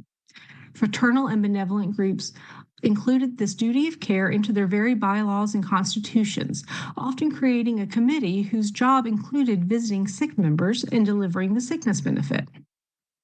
A sickness benefit is a payment you would receive if you were sick and unable to work for some time. Depending on the order, it could range as much as $1 a week or $2 per week. Lodges will also build orphanages for the benefits of the children and widows of their deceased members, such as the Masonic Home for Widows and Orphans here in Davidson County that the Prince Hall Masons and their female auxiliary, the Eastern Star, opened in 1909. These lodge cemeteries themselves exist as a way for the lodge to care for their members and to provide a final resting place. During a time of segregation, when African Americans were not allowed burial in white cemeteries, lodges bought property to ensure that their members could have a proper burial and a final resting place. Lodges would sometimes combine resources to purchase property, such as when the Sons of Relief and the Benevolent Society No. 1 in Nashville purchased property jointly to establish Mount Ararat in the late 1860s. This care could even extend to those who did not belong to a lodge, but who had few options for burial in a segregated society, as is reflected in this fascinating story that I found about Mount Ararat in Nashville. The Nashville Daily American, in August 1878, ran a story on page 1 about the death of a man named Johnson McGee from consumption. On the surface, this does not appear newsworthy, as consumption was not an uncommon cause of death at the time, and Mr. McGee was not a man prominent in Nashville society. The story was printed because Mr. McGee was actually Chang Zi Yao, and according to the story, Nashville's first Chinese American resident. What stands out in the story is that Mr. Yao did have a cousin in Nashville, and this cousin refused to take the body for burial. This raises the question of where do you bury someone like Mr. Yao? He's not considered white, so cemeteries like Mount Olivet would not be an option. He did not appear to be Catholic or Jewish, so you couldn't bury him in their cemeteries. According to the story, an African-American woman informed the reporter that the man would be buried at Mount Ararat, the African-American lodge cemetery that was managed by 2 different lodges. These lodges extended this duty of care to a fellow outsider and show how seriously African-American lodges took the need for a proper burial. This concern for proper burials is shown also in the number of burial rituals that exist for different African-American lodges. Several African-American fraternal and benevolent groups were concerned about this proper burial ritual for their members. There was a strong feeling about the need for proper last rites, and several groups in Tennessee published their rituals in their constitutions and in their bylaws. The Benevolent Society published theirs in the 1890 edition of their constitution, and this ritual takes up a full 5 pages compared to the 1.5 pages allotted for the installation of officers and the 2 pages allotted for the rules of the order. The Young Men's Aid Society in LaGuardo in Wilson County also published a burial ritual, as well as the Independent Order of Good Samaritans and the United Brothers of Friendship and Sisters of the Mysterious Ten. These rituals often reflect the impact of Judeo-Christian beliefs on African American society, with the frequent quoting of scripture and other biblical references. There may also be parallels to older African traditions, such as the Benevolent Society lodges processing from the lodge as a group to the home of the deceased before carrying the body to the cemetery, as is seen in Igbo burials in Africa. These rituals provided reassurance to members that when their time came, they would receive a proper interment so that they could proceed to their final rest. Lodge cemeteries also reflect the importance of commemoration and remembrance. Several lodge cemeteries I found contained some sort of marker dedicated to the lodge which established the cemetery. These markers are often more larger and more elaborate than the individual tombstones in the cemetery, making them easy to find. These monuments show a desire for the lodge to be remembered and honored for their care of their members. Lodge cemeteries also can reflect the reality of the segregated era in which they were established and are a way to see segregation reflected in the landscape even today. An example of this is found in Nashville and Bedford County. Two cemeteries sit adjacent to each other. Willamette, the older of the two, was established in the mid-1840s. It contains many elements you expect to see in a Victorian cemetery in Tennessee, such as weeping angel monuments, draped urns, and a monument dedicated in memory of our Confederate dead. For much of its existence in the 19th and early 20th centuries, this cemetery existed solely for the benefit of the white community. Willamette is separated by two fences and a road from Mount Ararat Cemetery. Mount Ararat in Nashville has far fewer elaborate monuments. There is no monument dedicated to the Civil War, although there is a marker for a USCT veteran of the Civil War that's buried there. This cemetery was established by the Ladies Benevolent Society number 44 to bury the African American members of the community. And although African Americans can and are buried at Willamette today, and both cemeteries are now owned by the same company, the remnants of physical segregation still remain on the landscape. My research also found how some lodge cemeteries are hidden in plain sight, such as the Benevolent Society number 79 Cemetery in Davidson County. Not only are some of these cemeteries hidden, the history of the vibrant communities they were part of is not easily seen on the landscape. Benevolent Society number 79 established a cemetery in 1904 in the Briarville community. I don't know the exact size of Briarville, but it was large enough for Davidson County to build a new school building solely for African Americans in 1909 at the cost of $1,000. The community had two churches, Mount Calvary Baptist and Briarville AME Church. There were at least two benevolent groups, the Benevolent Society number 79 and the Royal Sons and Daughters of the Temple number 1. There was also a social club known as the Carnation Social Club. There was a baseball team, the Briarville Roosters, that played nearby teams such as the Negley Bend Unions and the Goodlettsville Blue. Now the cemetery is one of the last remnants of this community. Briarville School is long gone, probably closed during integration. The road itself, Briarville Road, has changed, now terminating at the cemetery and then continuing after a break of 90 feet. The cemetery itself is now surrounded by suburban ranch homes, a small office park, and a dialysis clinic. It's not clear if the lodge itself continues in existence, although the cemetery remains in good condition and continued use. The cemetery demonstrates how lodges continue to be useful to their communities. The lodge may not be as vibrant as it once was, but its cemetery remains for the community to continue to give loved ones a proper burial, fulfilling one of the original purposes of the Benevolent Society. Often, other lodge cemeteries have enjoyed a resurgence of attention and have become hubs of community life again. The Oddfellow Cemetery Complex in Knoxville is a great example of this. This complex was established in the late 1870s and early 1880s as 4 separate lodge cemeteries, all situated side by side. These lodges were Banner Lodge, number 1653, the Grand United Order of Oddfellows, the Daughters of Zion, the Rebecca Lodge of the Order of Good Samaritans, which was later purchased by the Mount Calvary Lodge of Good Samaritans, and the Silver Moon Lodge number 1803 of the Grand United Order of Oddfellows.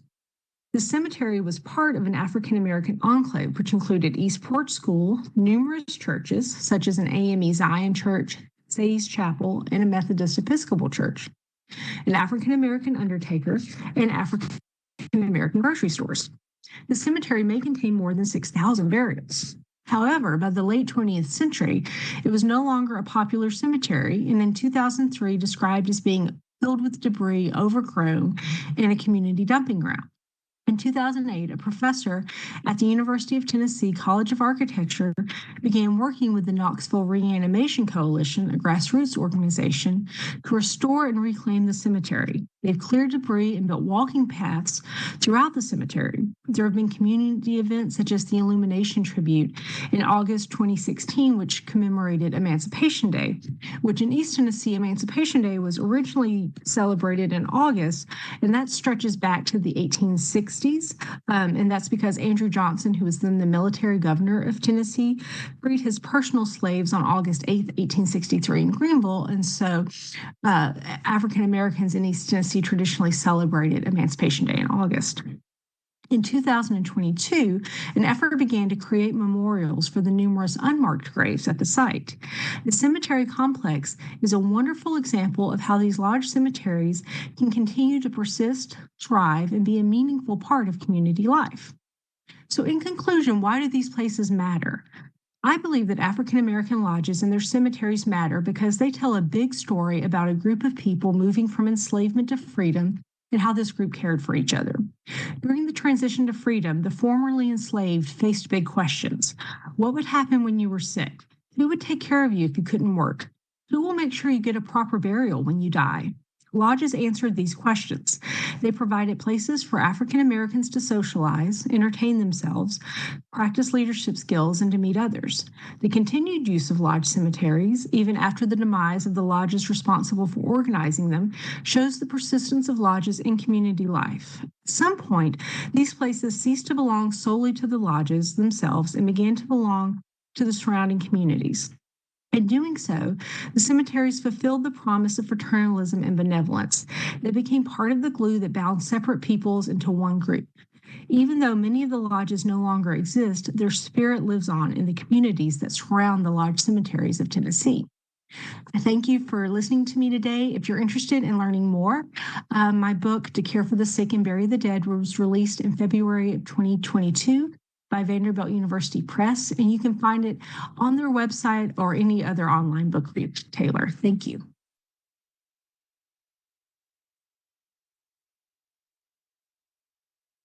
All right. For those of you that are joining us at home, I hope that you wrote down that information. We always like to make sure that people are purchasing books to ensure that publishing companies know that there is a market for this information, and we like to support our local authors. Next, we will have a performance from the Fisk University Stagecrafters. Their first director, Ms. L.E. Cashin, a professor of comparative literature, organized the Stagecrafters in April 1926 as part of an English pageantry class. Their purpose was, quote, fastening of the art for art's sake, the discovery and development of new talent, and the establishment of a little theater on Fisk's campus. Nearly a century later, they are still performing and thriving as they represent one of Nashville's 4 HBCUs. Members of the Stagecrafters assist with set construction, props, costumes, publicity, stage lighting and design, sound, stage makeup, and stage management, in addition to acting, choreographing, directing, and fulfilling other vital roles. They literally do it all. Please enjoy their performance, God's Trombones.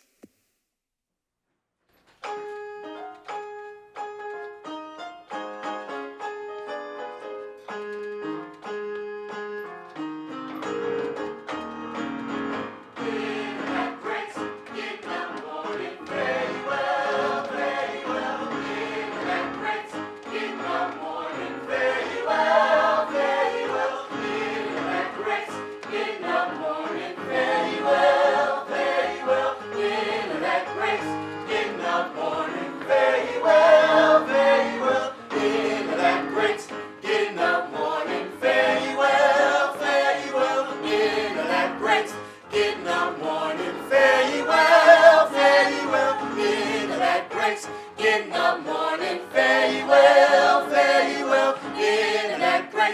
in the morning. Fare ye well, fare ye well.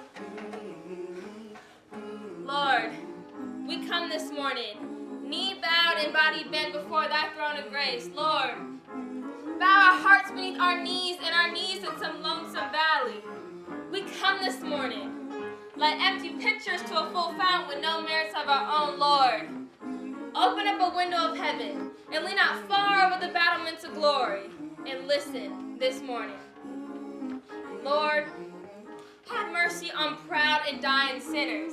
Sinners hanging over the mouth of hell who seem to love their distance well. Lord, ride by this morning. Mount your milk-white horse and ride it this morning. And in your ride by old hell. Ride by the dingy gates of hell. And stop poor sinners in their headlong plunge. And now, O Lord, this man of God who breaks the bread of life this morning, shadow him in the hollow of thy hand and keep not the gunshot of the devil, Lord. Wash him with hyssop inside and out. Hang him up and drain him dry of sin. Pin his ear to the wisdom post and make his words sledgehammers of truth, beaten on the iron heart of sin. Lord, put his eye to the telescope of eternity. Let him look upon the paper walls of time. Turpentine his imagination. Put perpetual motion in his arms. Fill him full of the dynamite of thy power. Anoints him all over with the oil of thy salvation. And set his tongue on fire. Now, Lord, when I done drunk my last cup of sorrow, when I've been called everything but a child of God, oh Mary's baby, when I'm done traveling up the rough side of the mountain, when I start down that steep and slippery steps of death, when this old world begins to rock beneath my feet, lower me to my dusty grave in peace, to wait for that great getting up morning. Amen. In that great getting up morning, fare ye well, fare ye well. In that great getting up morning, fare ye well, fare ye well. In that great getting up morning, fare ye well, fare ye well. In that great getting up morning, fare ye well, fare ye well.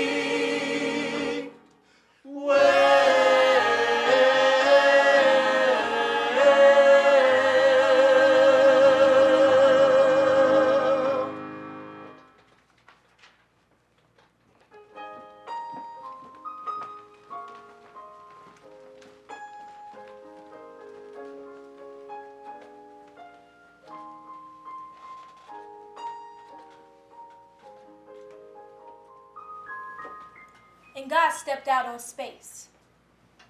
Then he looked around and said, I'm lonely. I'll make me a world. And as far as the eyes of God could see, darkness covered everything. Blacker than 100 midnights down in a cypress swamp. But then God smiled, and the light broke. And darkness rolled up on one side, and light stood shining on the other. And God said, that's good. Then God reached out and took the light in his hands. And he rolled the light around in his hands until he made the sun. And set the sun ablazing into the heavens. And with the light left from making the sun, God took it and gathered it into a shining ball and flung it against the darkness, spangling the night with the moon and the stars. And then, down between the darkness and the light, God hurled the world. And God said, that's good. Then God himself stepped down, and the sun was on his right, and the moon was on his left, and the stars were clustered about his head, and the earth was under his feet. And God walked, and where he trod, his footsteps hollowed the valleys out and bulged the mountains up. Then he stopped and looked and saw that the earth was hot and barren. So God stepped over to the edge of the world, and he spat out the 7 seas. He batted his eyes and the lightning flashed and clapped his hands and the thunders rolled and the waters above the earth came down. The cooling waters came down. Then the green grass sprouted and the little red flowers blossomed and the pine tree pointed his finger to the sky and the oak spread out ran down to the sea. And God smiled again, and a rainbow appeared, curled itself around his shoulders. Then God raised his arm and waved his hand over the sea and over the land and said, "Bring forth, bring forth." And quicker than God could drop his hand, fishes and fowls and beasts and birds swam the rivers and the seas and roamed the forests and the woods and split the air with their wings. And God said, "That's good."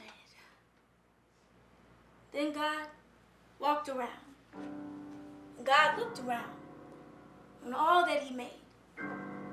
He looked at his sun, and he looked at his moon, and he looked at his little stars, and he looked on his world with all its living things. And God said, "I'm lonely still." So God sat down on the side of a hill where he could think. By a deep, wide river he sat with his head in his hands, and he thought, and he thought, until he thought, "I'll make me a man."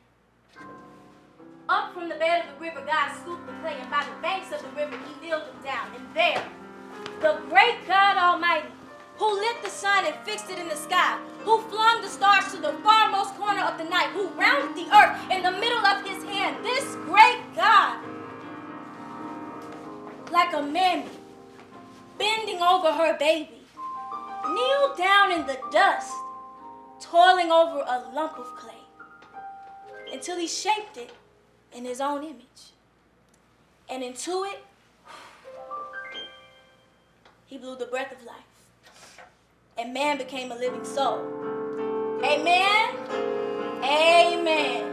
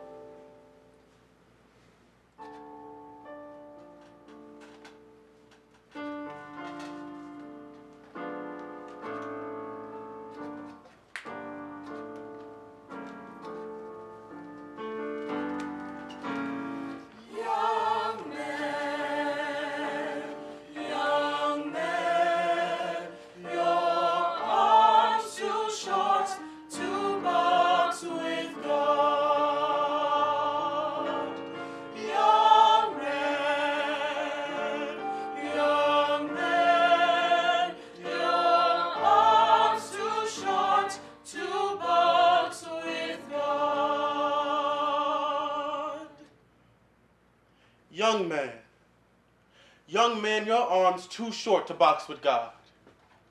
But Jesus spake in a parable. And he said, a certain man had 2 sons. Jesus didn't give this man a name, but his name is God Almighty. And Jesus didn't call these 2 sons by name, but every young man everywhere is one of these 2 sons. And the youngest son said to his father, he said, "Father, divide up the property and give me my portion now." And the father, with tears in his eyes, said, "Son, don't leave your father's house." But the boy was stubborn in his head and haughty in his heart. And he took his share of his father's goods and went off into a far-off country. There comes a time when every young man looks out from his father's house, longing for that far-off country. And the youngest son kept traveling along. And as he journeyed on his way, he stopped and he said to himself, "This sure is an easy road. Nothing like the rough furrows behind my father's plow." Young man, young man, young man. Young man, smooth and easy is the road that leads to hell and destruction. Downgrade all the way. The further you travel, the faster you go. No need to trudge and sweat and toil. No, just slip and slide and slip and slide till you bang your head up against hell's iron gate. The younger son kept traveling along until he came until at nighttime he came to a city. And the city was bright in the nighttime like day. The streets are crowded with people. Brass bands and string bands are playing, and everywhere the young man looked, there was singing and laughing and dancing. He stopped a passerby and he said, "Tell me, what city is this?" Oh, and the passerby laughed and he said, "Don't you know? This is Babylon. Babylon, the great city of Babylon. Come along with me, my friend." And the young man joined the crowd. Young man, young man. Young man, young man, you are never lonesome in Babylon. You can always join the crowd in Babylon. Young man, young man.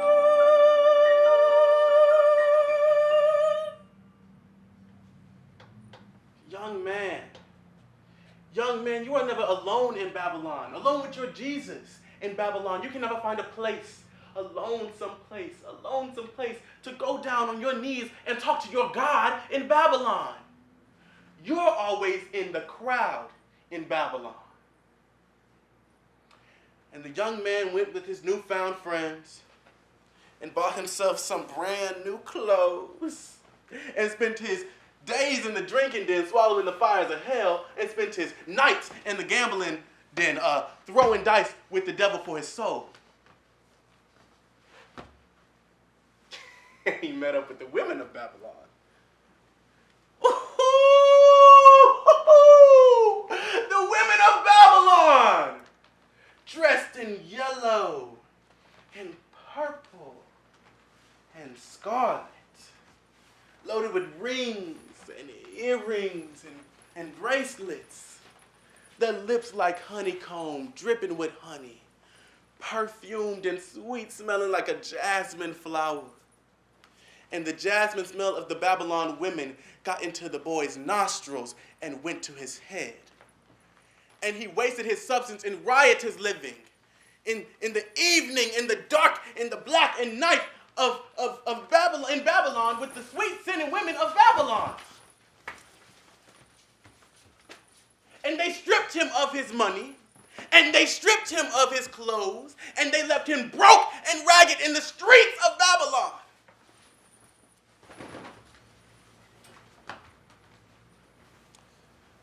Then the young man joined a new crowd, the beggars and lepers of Babylon. He went to feed them swine, and he was hungrier than the hogs. He got down on his belly in the mire and in the mud and ate husk with the hogs, and not a hog was too low to turn his nose up at the man in the mire of Babylon. Then the young man came to himself. He came to himself and he said, "In my Father's house there are many mansions.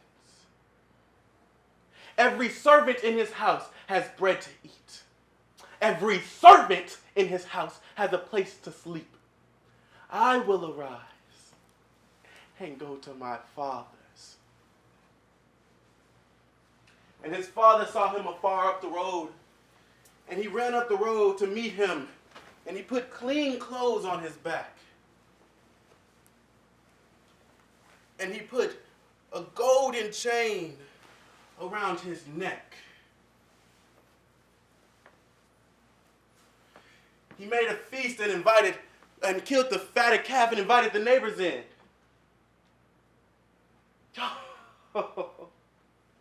Sinner, when you're mingling in the crowd of Babylon, drinking the wine of Babylon, running with the women of Babylon, you forget about God and you laugh at death.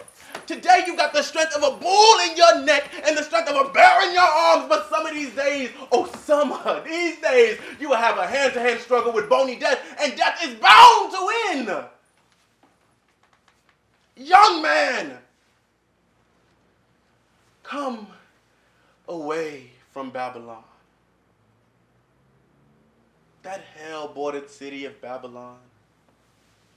Leave the gambling and the dancing of Babylon, the wine and the whiskey of Babylon, the hot-mouthed women of Babylon.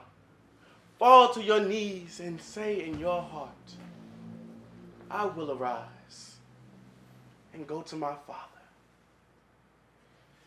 Young man, young man, your arms too short to box with God.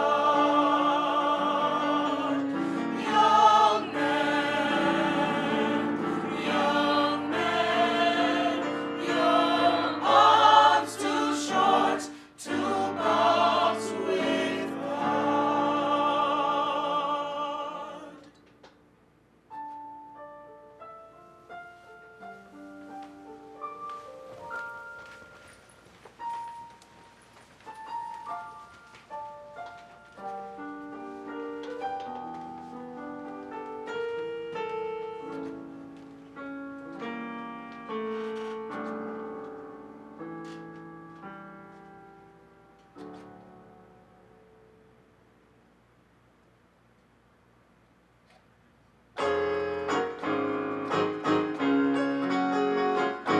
Didn't it rain, children? Rain, oh my Lord, didn't it? Didn't it? Didn't it? Oh my Lord, didn't it rain? Didn't it rain, children? Rain, oh my Lord, didn't it? Didn't it? Didn't it? Oh my Lord, didn't it rain?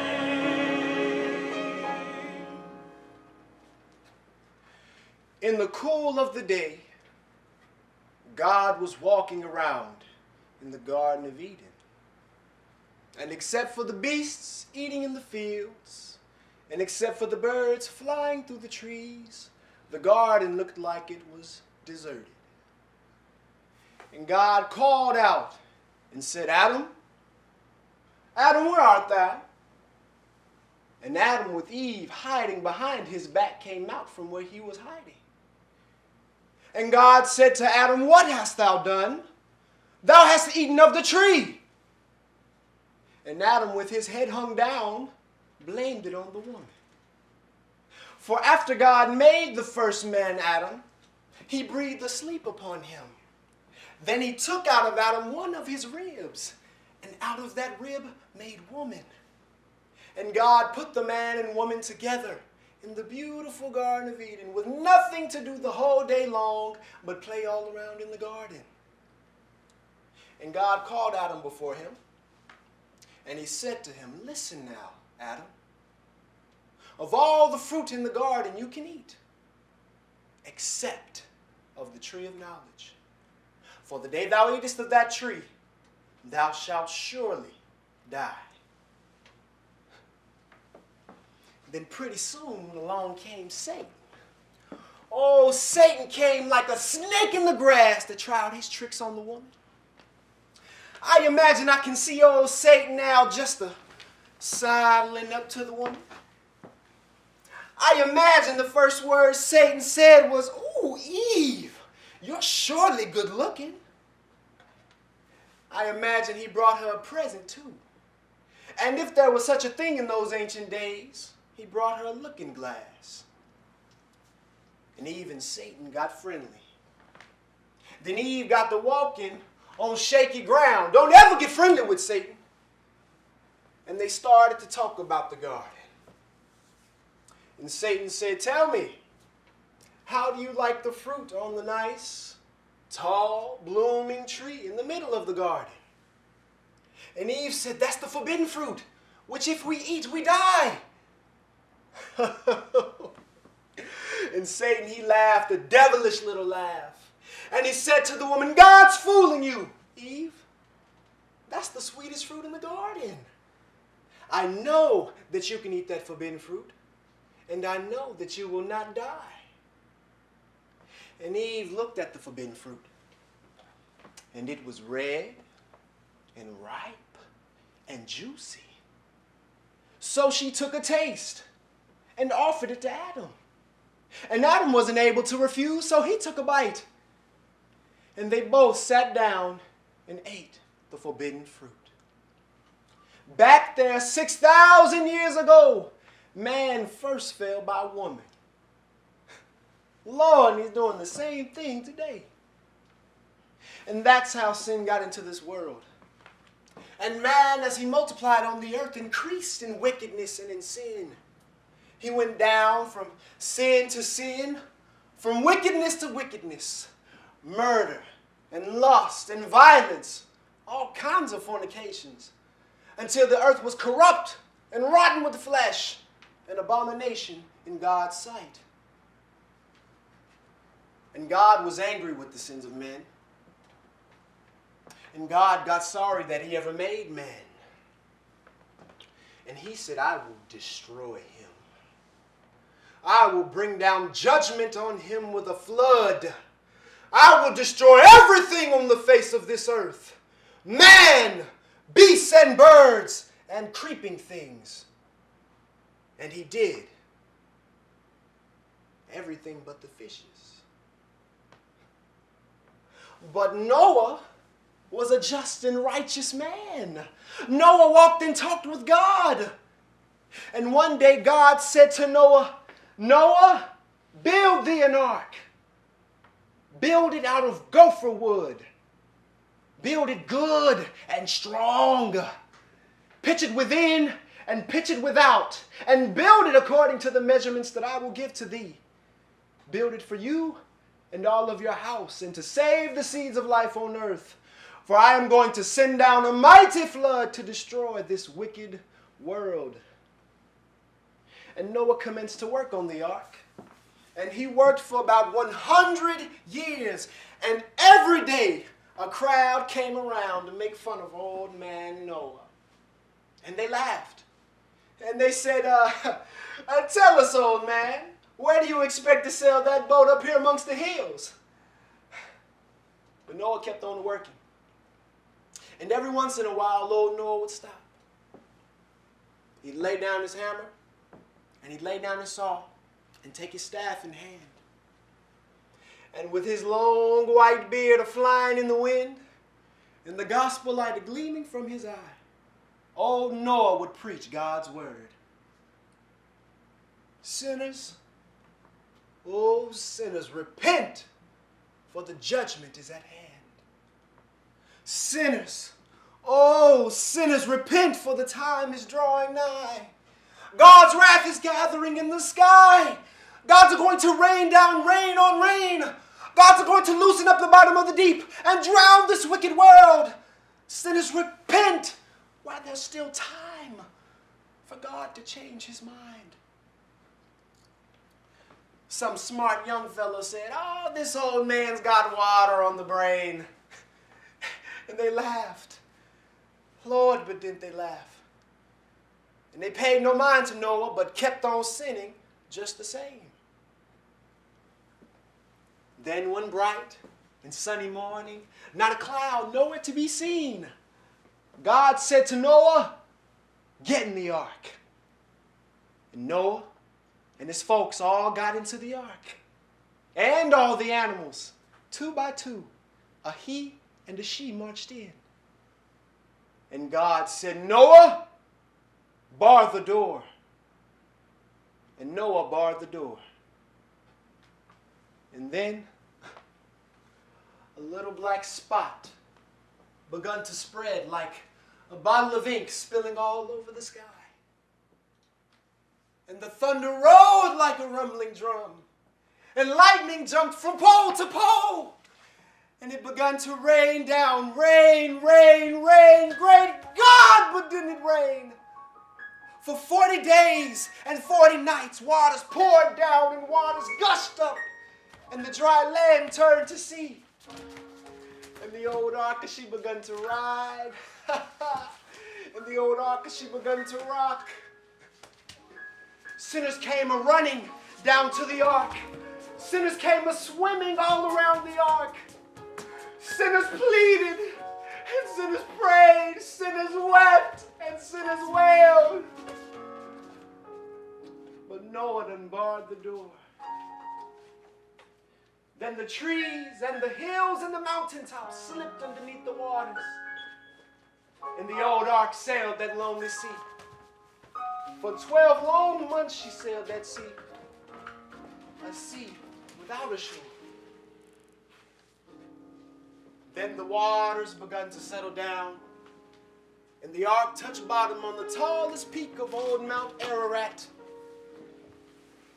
The dove brought Noah the olive leaf, and Noah, once he saw that the grass was green, opened up the ark. And they all climbed down, the folk and the animals, 2 by 2, down from the mount to the valley. And Noah wept and fell on his face and hugged and kissed the dry ground. And then God hung out his rainbow across the sky. And he said to Noah, "That's my sign. No more will I judge this world by flood. Next time, I'll rain down fire." Didn't it rain, children? Rain, oh my Lord, didn't it? Didn't it? Didn't it? Oh my Lord, didn't it rain? Didn't it rain, children? Rain, oh my Lord, didn't it? Didn't it? Didn't it? Oh my Lord, didn't it rain? Oh my Lord, didn't it rain? Oh my Lord, didn't it rain?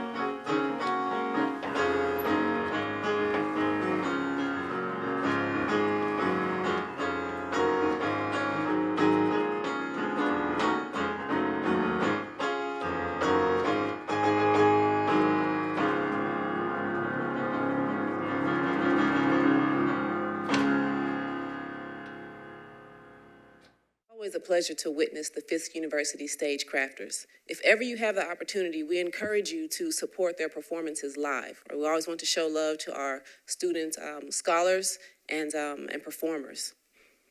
Our fourth session today is presented by Dr. Angela Sutton of Vanderbilt University and Dr. Andrew Wyatt and Clellie Cottle Peacock of Middle Tennessee State University.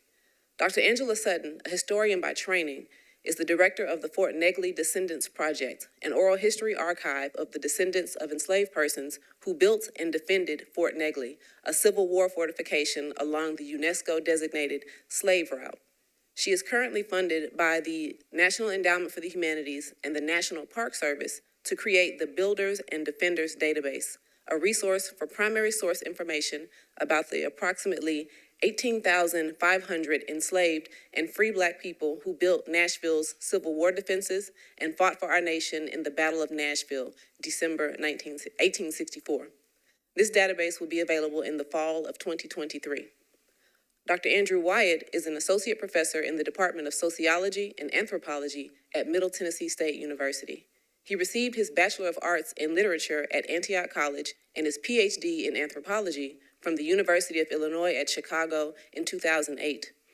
He has conducted archaeological research in Mexico, Guatemala, Belize, Belgium, and the Midwestern United States, and he is currently directing excavations at the Bass Street community at Fort Negley in Nashville. Clellie Cottle Peacock is a Southeastern historical and mortuary archaeologist and a Nashville native. They are working as an independent GIS and archaeological research consultant while they complete their graduate thesis on the archaeology of post-emancipation Black neighborhood on Bass Street at Fort Negley Park, specifically how the residents established their community, what forms it took over the years, and how these aspects can be seen in material culture. Cottle Peacock has been involved with the MTSU Bass Street Community Archaeology Project since its inception in 2017 and is now co-directing the project with Dr. Andrew Wyatt. They are currently working under a contract with MTSU, cataloging and analyzing the full Bass Street artifact collection, which is funded by a Tennessee Wars Commission grant awarded to Dr. Andrew Wyatt in 2022. Now, please enjoy their presentation entitled Oral History and Archaeology of the Black Civil War Veterans, Residents, and Their Descendants at the Bass Street Neighborhood, Fort Negley Park.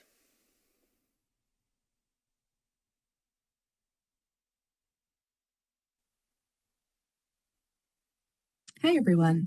I want to thank you so much for allowing me to speak at this conference, which is quickly becoming one of my favorites. I'm Angela Sutton from Vanderbilt, and I spoke here a couple of years ago to tell you about the Fort Negley Descendants Project. And now I'm very excited to tell you what I've been up to in the meantime. So I suspect most of you watching know what Fort Negley is, but just to briefly recap, Fort Negley was a Civil War fortification protecting Nashville from Confederate attack, built by nearly 5,000 enslaved and free Black laborers. Some were forcibly brought to work, while others ran to the fort to hide from their enslavers behind Union lines. During the Civil War, it functioned as a central point of the city's federal defense system, with thousands of Black refugees living in the so-called contraband camps next to the fort. It remained federally occupied during the Reconstruction, and after that project failed and the troops pulled out, many in the city here tried to forget about it. And I'm sure many of you watching remember fighting this attempted development of the site in 2017, but I won't start talking about that because I'm not ever going to stop being mad about it. So this forgetting extends to the accessibility of sources. I learned all about the difficulties potential descendants run into when they're researching their family histories at Fort Negley. As many of us know, the documents and artifacts of Black people historically haven't received the same care and attention in preservation. The descendants highlighted the need for accessibility. They wanted information that has been carefully collected, compiled, transcribed, curated, and made searchable. This is something that I and the archaeologists at MTSU who I'm working with feel strongly about. So back in 2018, we didn't know each other yet, but we both started to separately work toward collecting and preserving this information and making it accessible. While collecting oral histories through the Fort Negley Descendants Project, I began to work on the Builders and Defenders database to make searchable the biographical information of the 4,933 enslaved and free Black people who built Nashville's Civil War defenses, and the 13,000 USCT, the United States Colored Troops, from 8 regiments who defended them in the Battle of Nashville, alongside other local Black people with a Civil War legacy. That makes a total of 18,500 people, and this database will finally go live in April. So while my team and I were building the database over at Vanderbilt, Dr. Wyatt and Mix Cottle Peacock over at MTSU began excavating on the Bass Street side of Fort Negley over by the Adventure Science Center you can see here. The reason why was after the war, many of those same builders and defenders had nowhere to return to. And so they helped to found many of our oldest Black neighborhoods here in the city. Several cut into the side of St. Cloud Hill at the foot of the fort and formed the Bass Street community. Others went to Edge Hill, Edgefield, Cameron Trimble, and Napier. From Reconstruction until the building of the I-65 in the 1960s, that's almost a century, this community lived there uninterrupted, building institutions like the Bass Street Church, which still exists today over on Brick Church Pike, the Rock Garden Juke Joint, and several barber shops, and participating in our city's Black cultural and educational institutions. Most southern cities chose to build on top of Reconstruction-era Black communities during their so-called urban renewal phase in the 1950s and 60s, and of course, Nashville was no exception, as you can see here. Bass Street was bulldozed, and like with Fort Negley, many in the city forgot about it. Our city built a children's museum and highway on top of most of it. But fortunately, descendants have long memories, and much of the archaeological site is still accessible. And in a densely packed urban environment, to have both of those things is a really rare thing indeed. We do have some records about some of the earliest Bass Street residents, but most were not self-generated. This is why oral history and archaeology have been so instrumental in filling in the blanks. Miss Janine Blackman of the African American Cultural Alliance is a descendant of Bass Street through her aunt and grandmother, and Mr. Philip Minter and Mr. Vernon Scruggs grew up there as children. As we only have 25 minutes today, I'd like to make sure we have plenty of time with the archaeologists who are going to show you some amazing artifacts. Our recordings with the elders are online for you to listen to and share on the Fort Negley Descendants Project website and on YouTube. You can also hear more about their history from this public radio episode of This is Nashville with our very own Khalil Ekulona, who's been incredibly supportive of the project. Thanks to the descendants, archaeologists have a much better idea of what they're looking for when they dig at Bass Street. They have found the foundation of the Bass Street Church, and together with descendants have peered at the fingerprints of the formerly enslaved in the excavated hand-pressed bricks and the marbles that the children of Civil War veterans played with. In the image to the right, you can see MTSU students digging a test pit. It sits on plot 623 in the Sanborn map. Jessica Fletcher, the woman holding the paper, is pointing to the entry on the 1900 census, which listed this plot as the home of railroad laborers H. and Annie Tobias, and their son Luther, who was listed on the census as at school. So I'm going to pass you over to Dr. Wyatt now, who's going to talk about the excavations with his classes at MTSU, and then over to Mixcoatl Peacock, who will show you some of the items they have found and what this means for Nashville's Black history. At the end, there's going to be a screen with our contact information. Please, if you know someone who lived at Bass Street, or if you recognize any of the artifacts, we'd love to hear from you, so please get in touch. Thank you, Angela. Now, I'm Dr. Andrew Wyatt from Middle Tennessee State University, and I'll be talking today about our archaeological excavations at the site of the Bass Street community, how we started the project, and where we intend to go in the future. Following me, Ms. Mixcoatl Peacock will provide more specifics of our excavations, show you some of the artifacts we have recovered, and discuss what they mean. Now, in this slide, I'm standing towards the top of St. Cloud Hill, facing north towards downtown, and you can see some of my students conducting excavations at the site. This project, which we call the Bass Street Community Archaeology Project, or BASCAP for short, first began in 2017 as a project for my Introduction to Archaeology class. In this class, students learn the basics of archaeological methods, and hands-on experience is an important aspect of this.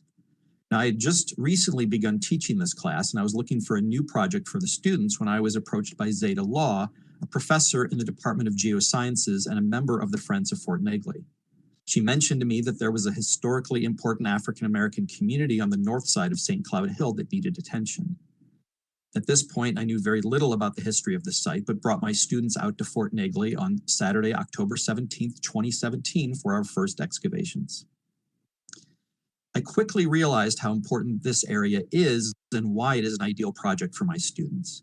Much of the history of Black Nashville has been neglected and erased, and through news reports and on our excavations and the visitors who have come to see what we are doing, our work here has helped to remind people of the rich and vital history of African Americans in Nashville. My students are mostly young and know very little about this history as well, but now they are telling their friends and their families about Fort Negley and the Bass Street community, and it is driving home to them that this history is real.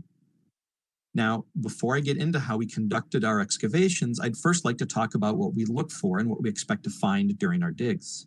I often get the questions, what are you looking for and what kinds of things have you found? I'll let Clearly answer the second question for the most part, but I'll address the first. Now, the two main things we're looking for are artifacts that can tell us a bit about what people's lives were like when they lived there, and the locations of any houses or other structures. We knew where the church was located, as Zeta Law had previously noted its location. but little remained of the houses. As you can see in this map, we used an old Sanborn insurance map of the area from 1914, laid over top of a contemporary aerial view of the site to give us an approximate idea of where the houses were. Our excavations focused on those areas and allowed us to see house foundations and retaining walls that showed precisely on the ground where people had lived. Aerial photos can give us some information as well, but through excavations, we can also see how people built their houses and what materials they used in construction. Artifacts can give us information about what items were important to people, where did they do their shopping, how did they decorate their homes, what toys did their children play with, how did they eat their meals, and all the other aspects of life that allow us to reconstruct how people actually lived and what made this place a community. Working with Dr. Sutton and talking to descendants and people who had lived here has helped us further identify many of these items and have given us a fuller picture of life in the Bass Street community. As you can see, the first thing we do after identifying a location for our excavation is to create an approximately 2 foot by 2 foot square and mark it off with stakes in the 4 corners. We are keeping our excavation units small so that we can finish in just one day. We excavate down until we stop finding artifacts, which is usually around a foot. So that we don't harm any artifacts we might find, we use the trowels that you can see here, the students using, to gently scrape away the soil. It is a slow process, but it allows us to recover artifacts without damage. Now on this side, you see a completed excavation unit. The soil at the bottom is that typical Tennessee red clay that lies just underneath the topsoil and is usually where we stop finding artifacts. This unit is at a house, and the brick is probably from a chimney or a house foundation, since the houses were primarily made from wood. The soil that we remove is then passed through a screen, like you see here. Many artifacts we recover are small or covered in soil, so screening the dirt helps us to find any items that we might miss while we are excavating. Students save the artifacts in bags, and we bring them back to MTSU so they can be cleaned and sorted and cataloged. Now, our excavations have provided us with a tremendous amount of information about the lives of the people who lived in the Bass Street community, and we hope to continue our excavations into the foreseeable future. I will now cede the rest of the presentation to Ms. Claley Cottle-Peacock, who will discuss some of the artifacts we have found and some of our ideas and conclusions about the site. Thank you, Dr. Wyatt. As Dr. Sutton and Dr. Wyatt said, I'm Claley Cottle-Peacock. I'm a master's candidate at the University of Southern Mississippi and the co-director of the MTSU Bass Street Community Archaeology Project. Today, I'm going to share with you some of the artifacts that we've looked at and some of our early interpretations. We've recovered a vast number of artifacts, which is fairly typical of historic sites, especially ones like this one that were inhabited for 100 years or so.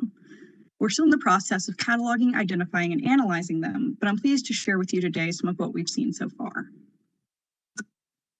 Here is a current map of our excavations at Bass Street. The units are color-coded by year, and as Dr. Wyatt explained, while it looks like a lot of holes, these have been small exploratory units that we placed in specifically targeted areas. Today I'm going to show you some of the artifacts we recovered in the locations circled in red. The second and main location of the Bass Street Baptist Church building, a duplex, a single-family residence, some semi-private spaces like yards, and some open communal areas behind the church along one of the shared stone wall features, and another feature that we thought to be the cistern, but might have been a more traditional trash dumping area. We're currently looking further into that space to try to determine its use. Here you can see those same areas shown on a USGS aerial image of the neighborhood from 1951 that shows all of the homes and the church building as they once stood. I'd like to begin by sharing some artifacts that we can all relate to, ones that have to do with cooking and eating. I've split these into 2 categories, the ones found at and around the church and those found in the private residences. As you can see, the church site included some butchered cow and pig bones there on the top row, a fork which you might recognize from Dr. Wyatt's slides made by Manhattan Cafe between the 1920s and 1930s, some container glass, some plain, likely from storage containers or store-bought products, and then some decorative, more like a fancy glass serving dish. And then ceramics along the bottom row. We have a lot of ceramics from this area, including utilitarian items like stoneware, salt glazed ceramics, and plain creamware. And then we also have some higher value items like porcelain and decorated china. The date range for the ceramics is late 18th to early 19th century on through the 1950s and early 1960s. Creamware ceramics, like the one in the bottom right picture here, were in particular predate the neighborhood and the Civil War. This teacup here was most likely either kept as an heirloom or bought as an antique or a secondhand or discounted item. The church has a lot of kitchen and tablewares. This is most likely due to the church and community events like potlucks, social group meetings, weddings, and funerals. But we have noted there are no matching sets, and there are more utilitarian fragments than decorated ones. If we only looked at the church by itself, that would not be unusual. People often leave behind one or two dishes at potlucks, and churches rarely have their own complete sets of china. However, the private residence assemblages reflect similar patterns to the church, though in less abundance. This is probably because people took most of what they could with them when they were forced to leave. There are a few butchered animal bones, which you can see in the bottom left and bottom right photos. These are much smaller in size than the ones that came from the church, likely because it was smaller cuts of meat. There's also container glass, and again, a wide variety of utilitarian and some more decorative ceramics from the 19th and mid-20th centuries, again with no repeating patterns. Even the two blue pieces on the top row aren't related. The saucer fragment in the center is what's known as flow blue, where designs were copper plate transfer printed in the mid to late 1800s, a process during which some of the colors would bleed or flow, especially on blue and white patterns. It would be easy to think that the fragments of the teacup in the next picture were from a similar design or time period. However, you'll notice how much crisper that decoration is. The blue and white transfer print ceramics saw a resurgence in popularity in the 1930s and early 1940s, so companies recreated the look using vinyl decals, like this one. The mismatching also occurring in the private homes indicates that the Bass Street residents, who were mostly working class, could not afford full sets of china and were likely buying individual pieces, discounted factory seconds that had small imperfections in the decorations, and or pieces that were cast-offs brought home from working somewhere like a hotel, a restaurant, a wealthy person's home, railway dining cars, or something along those lines. This comparison between the church site and the private residences is one theme that we are using to guide our research, how different spaces were used by the community and the individuals who belonged to it. As you can see from this example, it is important for us to look at the neighborhood as a whole rather than a residential site excluding the church or vice versa. This is especially true considering the role of African American churches post-emancipation, serving as social centers, community-governed institutions, and Black-owned property, along with being places of worship. They were as integral to the community as the community and congregation was to them, and still is, as the Bass Street Baptist Church is still thriving in that new location. Since my time is limited, however, from this point on, all of the artifacts are grouped by type or use and not specifically separated by location, so that way I can give you more of a general overview of the site. The children who lived on the hill certainly left their mark, and interpreting their artifacts is always something that brings me joy. One of the regularly occurring artifacts we find are marbles, like the two shown here, both of which were made in the 1930s or early 1940s. Marbles was and still is a game that was certainly enjoyed by both children and adults, but some of the ones we found are in context with other things that point to their owners being children. For example, the artifacts in the center image were all found in a single unit in a shared yard space. Along with the marble is a slate pencil, which were commonly used by school children to write on slate boards in the 1800s before there were chalkboards. And then half of a small porcelain container, which we believe to be either from a miniature tea set or perhaps a doll's teacup. It's easy to imagine a kid or a group of kids playing in a yard and learning together, something most of us did at some point. With that in mind, I wanted to share the artifacts in the far right as well. It's probably difficult to tell on your screens, but those are coral fossils and a single gunflint. When I came across them in the collection, I smiled at the fact that the undergraduate students had labeled the coral things like checkmark rock, not realizing that they were fossils. St. Cloud Hill is a known fossil site that has produced a huge amount of specimens, and we have no real evidence to suggest that anyone on Bass Street ever came into contact with these ones specifically. But as I looked at them, I recalled the many times that I picked up and collected interesting or weird-shaped rocks as a kid. If I'm being honest, I still do all the time. I definitely would have grabbed these fossils and the shiny, smooth flint. Mr. Scruggs, a former resident, even told us that the fort was their playground after Sunday school. It doesn't seem far-fetched to think that a kid on Bass Street may have picked them up one day and took them home. We also have a lot of construction and structural items, like window glass, asbestos tiles, roofing shingles, and nails, all of which are certainly important, but I won't bore you with those today. I wanted to share these two items specifically because I think that they show some key parts of the Bass Street residents' shared community identity. The door plate is from a unit near the wall feature behind the 615-617 duplex. It's bronze and was made by Yale and Town circa 1910. I don't know when someone decided to purchase it and put it on their house, or if they ever had the whole piece. We only had that one side and no doorknob so far. But it made me recall something Dr. Bobby Lovett said about the people in Edge Hill after emancipation in his 1999 book, The African American History of Nashville, Tennessee. He said that after emancipation, Edge Hill residents, which included the Bass Street community, saw themselves as aspiring middle class and wanted to set their neighborhood apart from Black Bottom, the nearby slum. Purchasing something decorative and non-essential like this to add to a wooden frame house would certainly communicate that the residents appreciated the finer things and aspired to reach greater social heights. But this wasn't a trend just limited to the private residences. The image on the right shows an aerator and valve for a gas lamp wall fixture in the late 19th and early 20th centuries. Though it was found in the cistern or dump area, it was most likely from the church, as we have no evidence to suggest that the homes ever had gas lighting. It could have been thrown out when the church installed electricity, or it was in debris from the urban renewal demolition and was pushed back up the hill. Either way, I would have expected the gas lights in the church to be very standard and utilitarian, made for function over fashion. But I've not been able to find any examples of a piece like this one on a fixture less ornate than the examples shown below it. The people of Bass Street and the other members of the Bass Street Baptist Church congregation truly invested in the structure of the church, which suggests they wanted to be as beautiful or even more so than their own homes, and that this was a shared goal among them, something that can really knit a group of people together to take it beyond a neighborhood into a true community.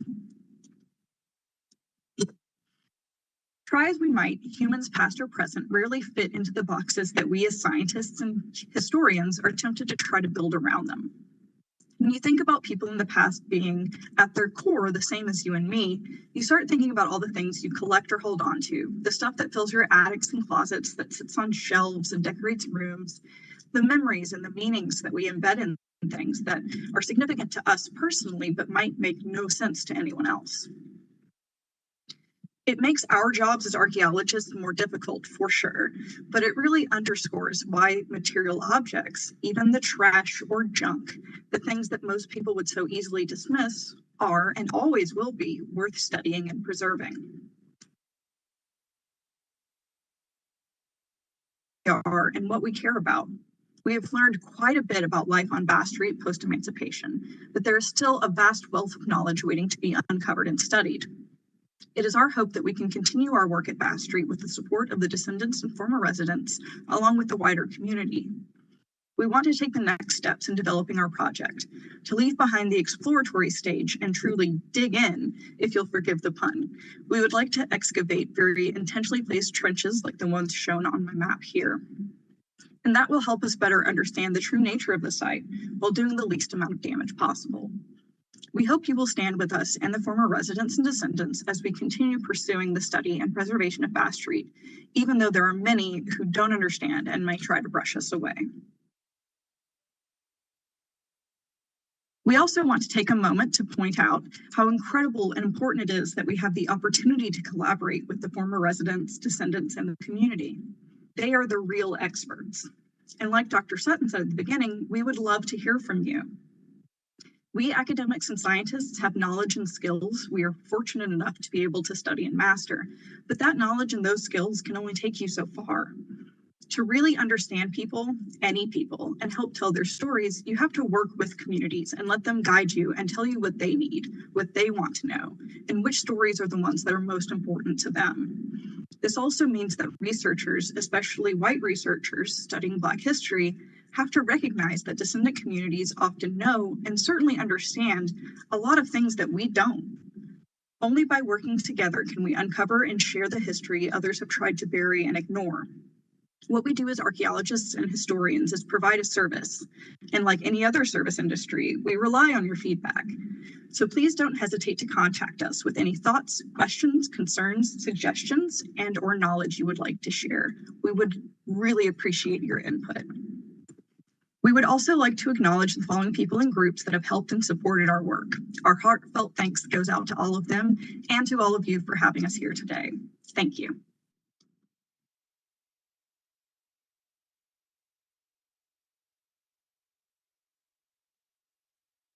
Good morning. My name is Dr. Elizabeth Johnson, and I am an associate professor and assistant director of operations and planning at the Brown Daniel Library at Tennessee State University. I am also a member of the conference planning committee, having just served my first year in this capacity. Our fifth session today is presented by Dr. Charles McKinney of Rhodes College. Charles W. McKinney Jr. is the Neville Frierson Bryan Chair of Africana Studies and Associate Professor of History at Rhodes College in Memphis. His areas of expertise are the Civil Rights and Black Power eras, African American activism, and African American politics. He received a bachelor's degree in history from Morehouse College and completed his doctoral studies at Duke University. Dr. McKinney's first book was titled Greater Freedom, The Evolution of the Civil Rights Struggle in Wilson, North Carolina. His second project, co-edited with Aram Gadsuzian, is An Unseen Light, Black Struggles for Freedom in Memphis, Tennessee. He is currently working on two projects. The first tentatively titled George Lee's World, Race, Power, and the Afterlife of Segregation, and the second book, which is co-edited with Francois Hamlin, titled Rights and Lives, an Exploration of Civil Rights and Black Lives Matters Movement, is under contract at the Vanderbilt University Press. His writings have appeared in newspapers and information venues across the country, including Memphis Commercial Appeal, USA Today, Wall Street Journal, Black Perspectives, Vanity Fair, and MLK 50, Justice Through Journalism. Dr. McKinney has provided commentary on radio programs across the country, news outlets in the United Kingdom, Europe, China, New Zealand, Australia, and appeared on CNN. We now present his session entitled A Rising Imbalance, George Lee's Civil Right Ascendancy and the Demise of Black Republicanism in Memphis, Tennessee, 1958 to 1962, after which we'll have a short break. Hello, happy to be with you all today. Charles McKinney, Associate Professor of History at Rhodes College, and I want to spend a little time talking about a fairly well-known figure in Memphis, but a little unsung outside of Shelby County, George Washington Lee. The title of my paper is A Rising Imbalance, George Lee, Civil Rights Ascendancy and the Demise of Black Republicanism in Memphis, Tennessee, 1958 to 1962. And so, again, in terms of thinking about George Washington Lee, who was this Republican operative who's operating in the first portion of the 20th century, born in Mississippi, but I'll get back to that in a moment. There's been a very specific narrative that has been constructed about George Lee. And it's a narrative based largely on the fact that he is a member of the GOP. He's a member of the Republican Party. He's an African-American member of the Republican Party. This is at a moment in time where the vast majority of Black folks voting in the American South were members of the Republican Party.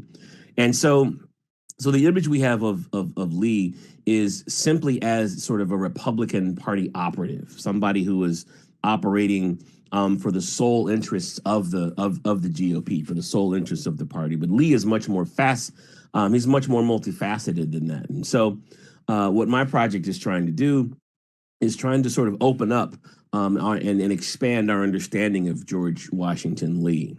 So let me start off with a story.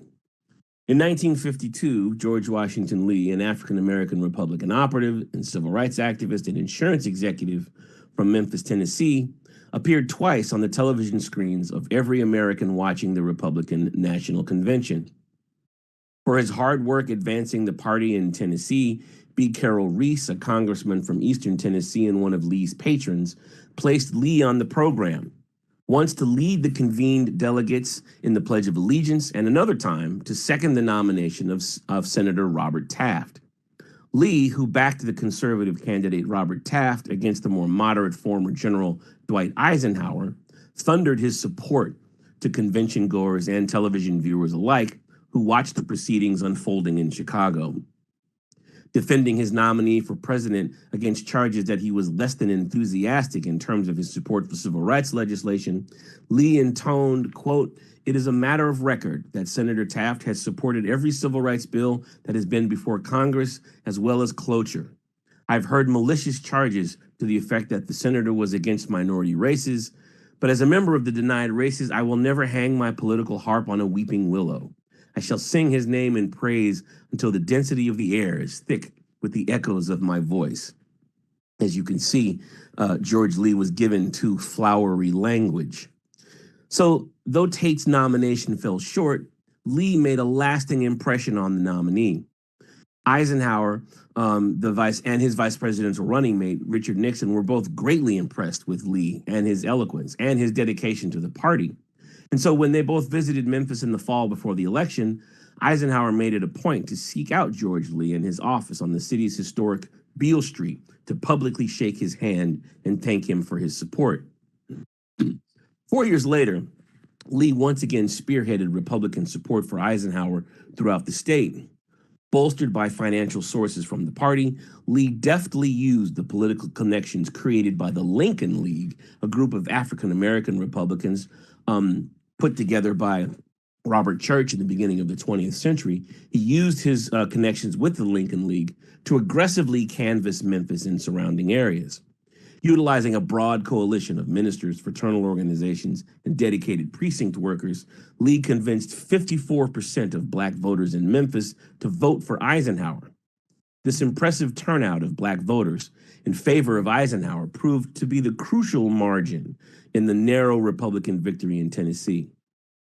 With the pivotal assistance of George Washington Lee, Tennessee, a southern former Confederate state, voted Republican for only the third time in the 20th century. Lee was congratulated by Republican officials from across the state and country and hailed in the press in Tennessee as the most astute, quote unquote, Negro leader in the South, one at the summit of his political career. 8 years later, George Washington Lee, the stalwart of the Republican Party and a member who'd been in attendance to every Republican Party convention since the early 1920s, was denied a seat at the party's national convention in San Francisco after having been effectively purged from his leadership position on the Shelby County Republican Executive Committee. In the span of 2 presidential elections, in the span of 8 years, Lee went from being one of the central figures in the state party to being a political pariah, one who had very few places to turn as he sought to regain his political position within the party. So the project that I'm working on is on this crucial moment in the nation's political history and in the state's political history, when local, regional, and national forces came together to fundamentally impact the course of American political history. So one part of the narrative, when it comes to George Lee and when it comes to Black politics operating in Tennessee and broadly throughout the region, one part of this narrative would have us believe that Black people sort of simply drifted over to the Democratic Party. And this is not the case, right? In many areas, particularly in Memphis and in areas like in Nashville as well, Black folk had been lifelong Republicans. And like George Washington Lee, they believed that the party was right on civil rights a century before the Democrats got around to it. And this, in fact, is grounded in reality. After all, the Republican Party was the party of Lincoln, right? So Lee's political odyssey introduces us to one of the more underdeveloped and underanalyzed stories in the civil rights era. So George Washington Lee, a little bit of background. He's born in 1894 in Indianola, Mississippi. He grows up in rural Mississippi. He begins working summers at the Gayoso Hotel in Memphis as a teenager. He attends Alcorn State, but he cuts his education short to join the U.S. Army in 1917.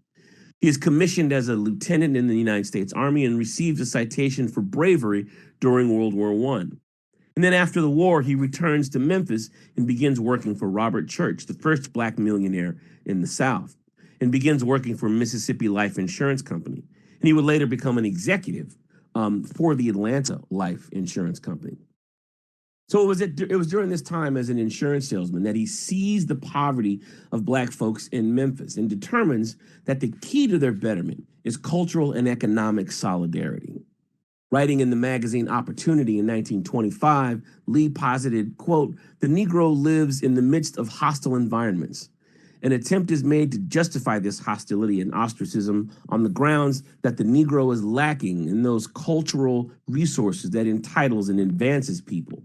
The stressing and laudation of things Negro constitute a rallying point against a situation that otherwise would completely exterminate him." He then goes on to say, quote, "The present efforts to inculcate and develop race consciousness may be a bit crude, but not futile. The various schools of thought among us, such as A. Philip Randolph's program of scientific socialism, W.E.B. Du Bois's program of constructive agitation, the ultra-conservative groups based in Tuskegee, the search for a happy medium by Kelly Miller and others, all of these wings of thought will resolve themselves into a definite program of action, and there will be less confusion, where they will find all the paths lead to the world of economics." And so what Lee is doing in the early 1920s is he has a keen understanding, right? A civil rights understanding of how all of these different strands of Black political thought can be used together in the advancement of African-American interests, in the advancement of civil rights. But he also has a very clear understanding that all roads toward liberation and freedom lead through economic autonomy. And so Lee joins the Lincoln League when he comes to Memphis. This organization of Black Republicans who often hold the balance of power in a city dominated by Boss Crump, the Democratic politician who will dominate Memphis and Tennessee politics from the early part of the 20th century until his death in 1954. So what Lee is doing is becoming a part of this machine. And also we have to remember that African Americans had the vote and could vote as long as they voted for Crump's men, as long as they voted for Crump's candidates. And so Lee is simultaneously in a position to engage the machine, but he's also offering up sort of his oppositional potentials and oppositional opportunities, right?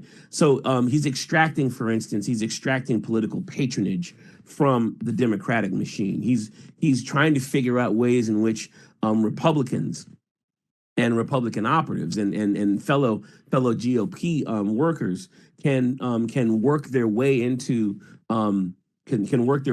particular types of jobs, whether it's in education or business. And so he's trying to leverage what little resources that he does have. So this longstanding coalition between Black and tan Republicans and the Crump machine is constantly also under assault from both the forces of white supremacy within the Democratic Party and the forces of white supremacy within the Republican Party. So again, Lee is operating in a very marginalized space as he is seeking to sort of navigate and expand the political opportunities and economic opportunities of African Americans. So in the 1940s and early 1950s, he's able to keep the patronage train moving. He's working for Crump's machine in terms of getting Crump officials elected, But again, Black Republicans are frequently crossing over to support these Democratic candidates for the purpose of ensuring and trying to maintain, right, a level of political autonomy and economic viability. In the 1950s, during the Eisenhower administration, Lee is again at the height of his powers. Republicans are in office, they're in charge of patronage, and they've got powerful congressional friends who look out for Lee and Black Republicans in the state. So, you know, who's in the White House matters in terms of political viability, in terms of patronage and things of this nature. And so again, in the 1950s, we see Lee at the height of his political power, at the height of his ability to sway elections, both locally and nationally. But Lee is also a very astute observer of American politics and the way those politics are inflecting, the way those politics are affecting African American communities, both in the state of Tennessee, but outside of the state as well. So as early as 1960, George Lee is already warning national Republicans of the moves by conservatives in the American South with regard to trying to dominate both parties, and also with regard to trying to purge Black voters from both of those parties. In 1961, Barry Goldwater visits the South and starts making significant inroads into Southern Democrats.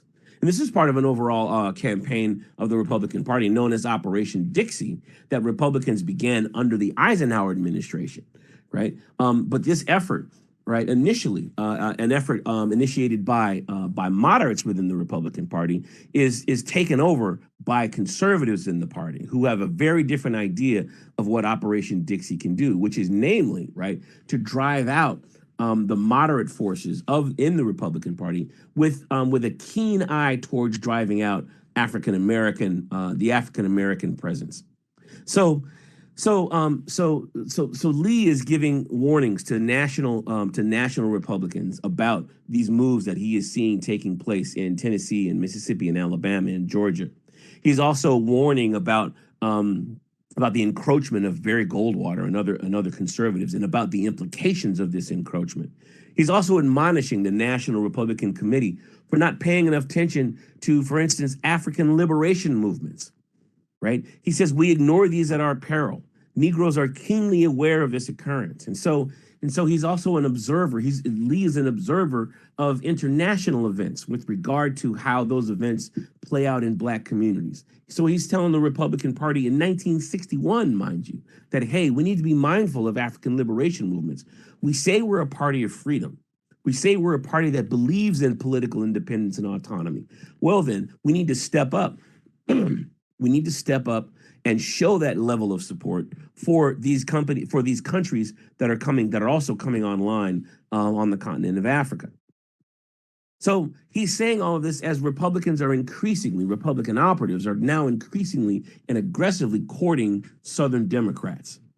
So Lee sees this writing on the wall. He sees these moves being made and begins sounding the alarm to moderate Republicans across the nation.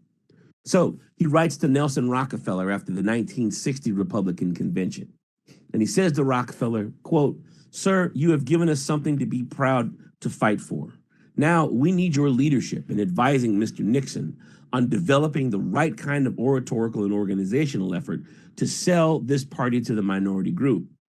Mr. Kennedy has the benefit of some very astute and political minds, such as our 4 Negro congressmen and the former alternate delegate to the United Nations. I am in search for no position for myself. I am only interested in a Republican victory, and I know in order to achieve that victory, we must be able to win a large percentage of the Negro vote. We can win that vote with the right kind of oratorical and organizational efforts." So this is one of just many letters that Lee is writing to Nelson Rockefeller in New York, and Hugh Scott, another moderate senator from the state of from Pennsylvania, and Jacob Javits, also Senator Jacob Javits from New York. Lee, by the early 1960s, has cultivated a national network of elected Republican officials, and he is now accessing that network in order to sound the alarm about what's going on in the Republican Party and what this means for Black Republicans in particular.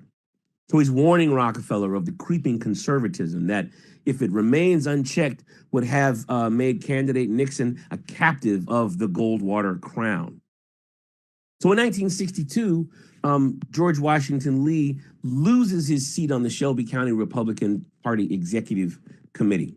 He is essentially purged from the party. The party changes the rules by which people are elected only for Shelby County, right? And then there was a second election after Lee had won the first election, and in the second election, Lee loses, right?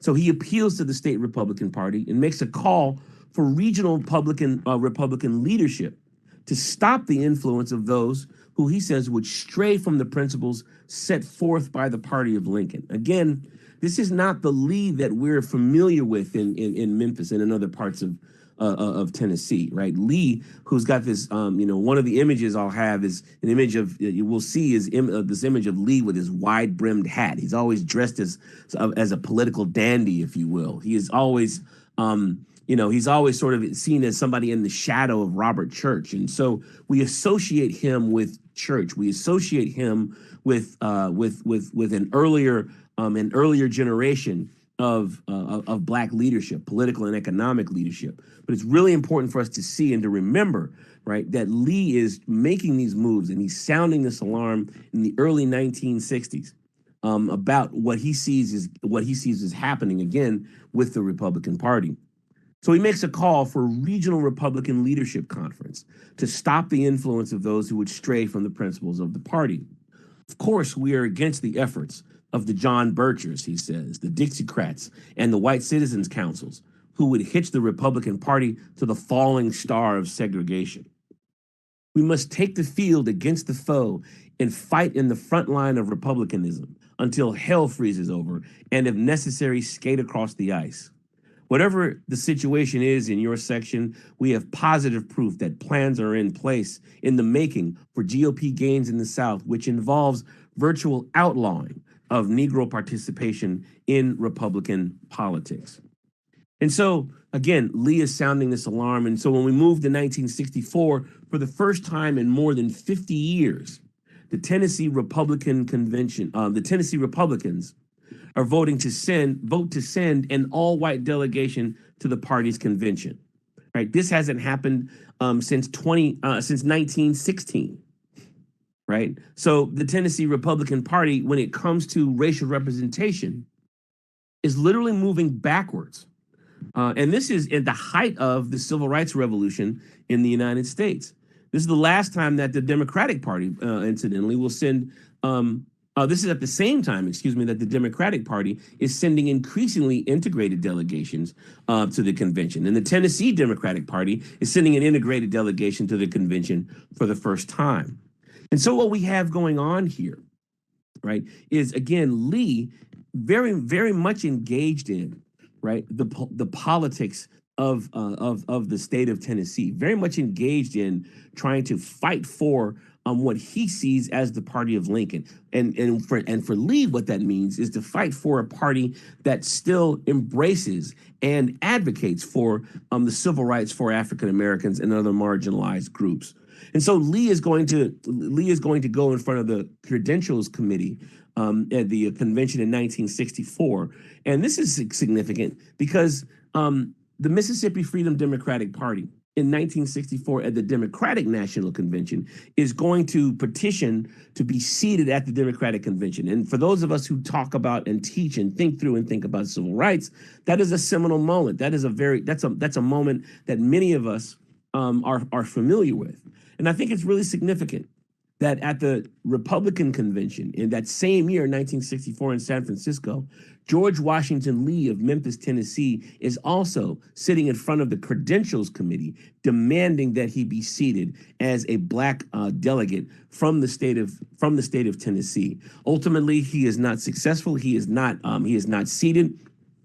But his forecasting with regard to the Republican Party and with regard to the state parties and then ultimately the national parties' position with regard to civil rights, ultimately these things are largely borne out, right? So Lee is on the front end of warning the Republican Party in the state of Tennessee and the Republican Party in the nation that, look, if we move away from civil rights, if we move away from the inclusion of African Americans into the mainstream of American life, we will do so at not only at the peril of the party, but also at the peril of the state.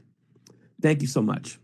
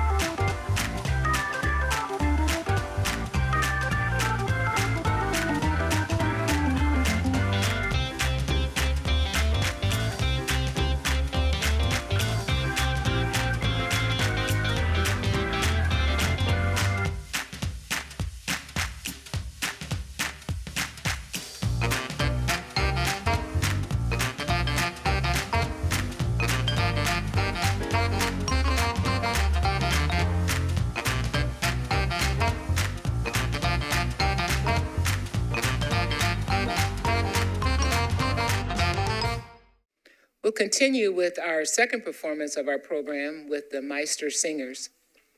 The second performance of our program comes from the Tennessee State University Meister Singers, who represent one of Nashville's 4 historically Black colleges and universities. The group is currently under the direction of Dr. Angelica Dunn Savage, and is composed of 18 to 22 of the university's top vocalists from various majors across campus. From entrance into this ensemble, students must successfully audition and be an active part of the school's choral program. Many of the students possess leadership roles, such as choir officers, section leaders, or hold roles in campus fraternities and sororities. In the past years, members of the Meister Singers have participated in a documentary on Dr. Martin Luther King Jr., have been involved in a study abroad program to Columbia, and collaborations with Early Music City and Inversion ensembles. This semester, the group will join the Nashville Symphony Orchestra to premiere the Jonah People by Hannibal Lokumbe, and will be traveling to Carnegie Hall to perform Zephany Powell's The Cry of Jeremiah. Today's performance will include the following songs and soloists: Lift Every Voice and Sing, arranged by Roland Carter; City Called Heaven, arranged by Josephine Polinsky; guest soloist Professor Patrick Daly; Until I Reach My Home by Brandon Boyd; soloist Asiya Buchanan; Balm in Gilead by Harry T. Burley; soloist Ruby Morton; and Take Me to the Water, Rollo Dilworth. Please enjoy the music treat from Tennessee State University Meister Singers.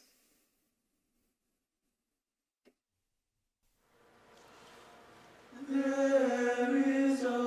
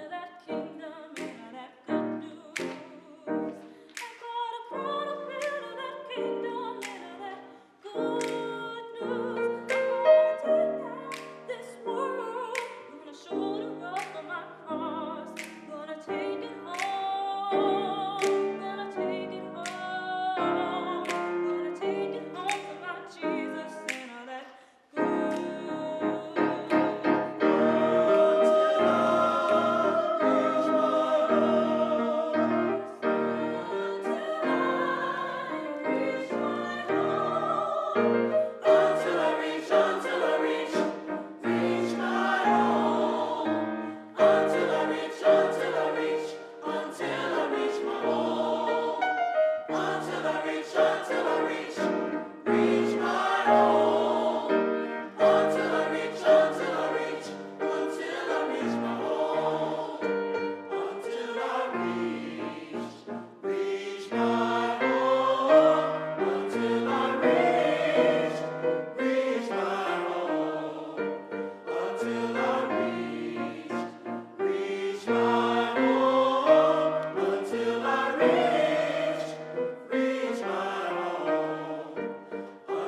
I reach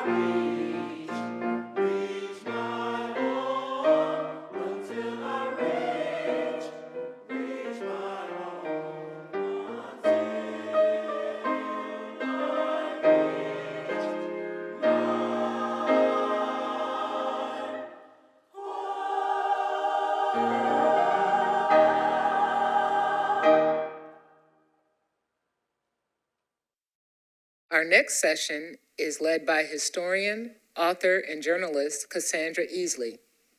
Ms. Easley is the founder and publisher of the Nashville Historical, a Black history newspaper and website focusing on the history of African Americans in Middle Tennessee.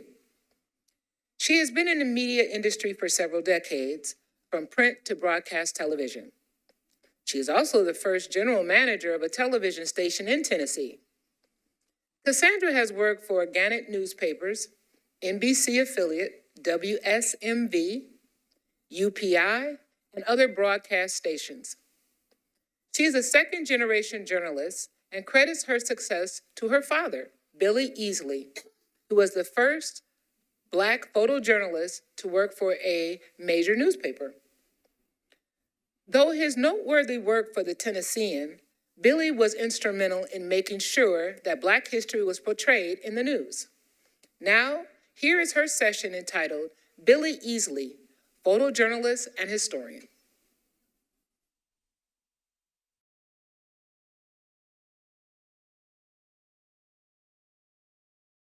Hello, my name is Cassandra Easley, and I am the publisher and founder of the Nashville Historical, which is a Black history newspaper here that covers all the Middle Tennessee area. But I have been asked to do a very honorable thing for my father, Billy Easley. When the call came for me to talk about his legacy and some of the great things he's done in the world of the media as being a photojournalist, I couldn't say no. Anytime someone asks me, can we talk about your dad? I'm like, yes, you can. I'll be glad to talk about my dad as well. And I have to say, I have to talk about my mother too, because she was just as powerful in another aspect. But since the focus is mainly on my father, I want to talk specifically about him and the contributions that he made in the world of photojournalism as a news photographer, but also the impact that he had on me that allowed me the opportunity to also get into the world of the media and journalism as well. It started out as for myself. Of course, I've been in newspaper, radio, and television. I worked at the same newspaper that my father started, and I was a little girl, just probably about 4 or 5 years of age at the time, and I always wanted to go to work with my dad. And so when I went to work with him at that time, he was hired on in 1964. Well, that was during the civil rights time. The civil rights movement was going on pretty strong then, and it got picked up steam shortly afterwards. But what ended up happening is that in 1963, there was a councilman at the time by the name of Mansfield Douglas of the South Nashville area, because I grew up in the South Nashville area over what they call the 12th South area. And he was the councilman, Mansfield Douglas was the councilman at that time, and he was acquainted with John Siegenthaler, who later became the publisher of the Tennessean. So what ended up happening, he asked my father if he'd be interested in applying for a position at the Nashville Tennessean, because that's what it was called at that time. My daddy had an interest in it. Now, a little backdrop to that. My father picked up his first camera when he was 11 years of age, and he used to tell me that he used to go around taking pictures of the kids in the neighborhood. From that day forward, he ended up just taking school day pictures, and then he ended up having his own studio on 14th Avenue North. And he also did some catalog photography at that time, way back then in the 50s.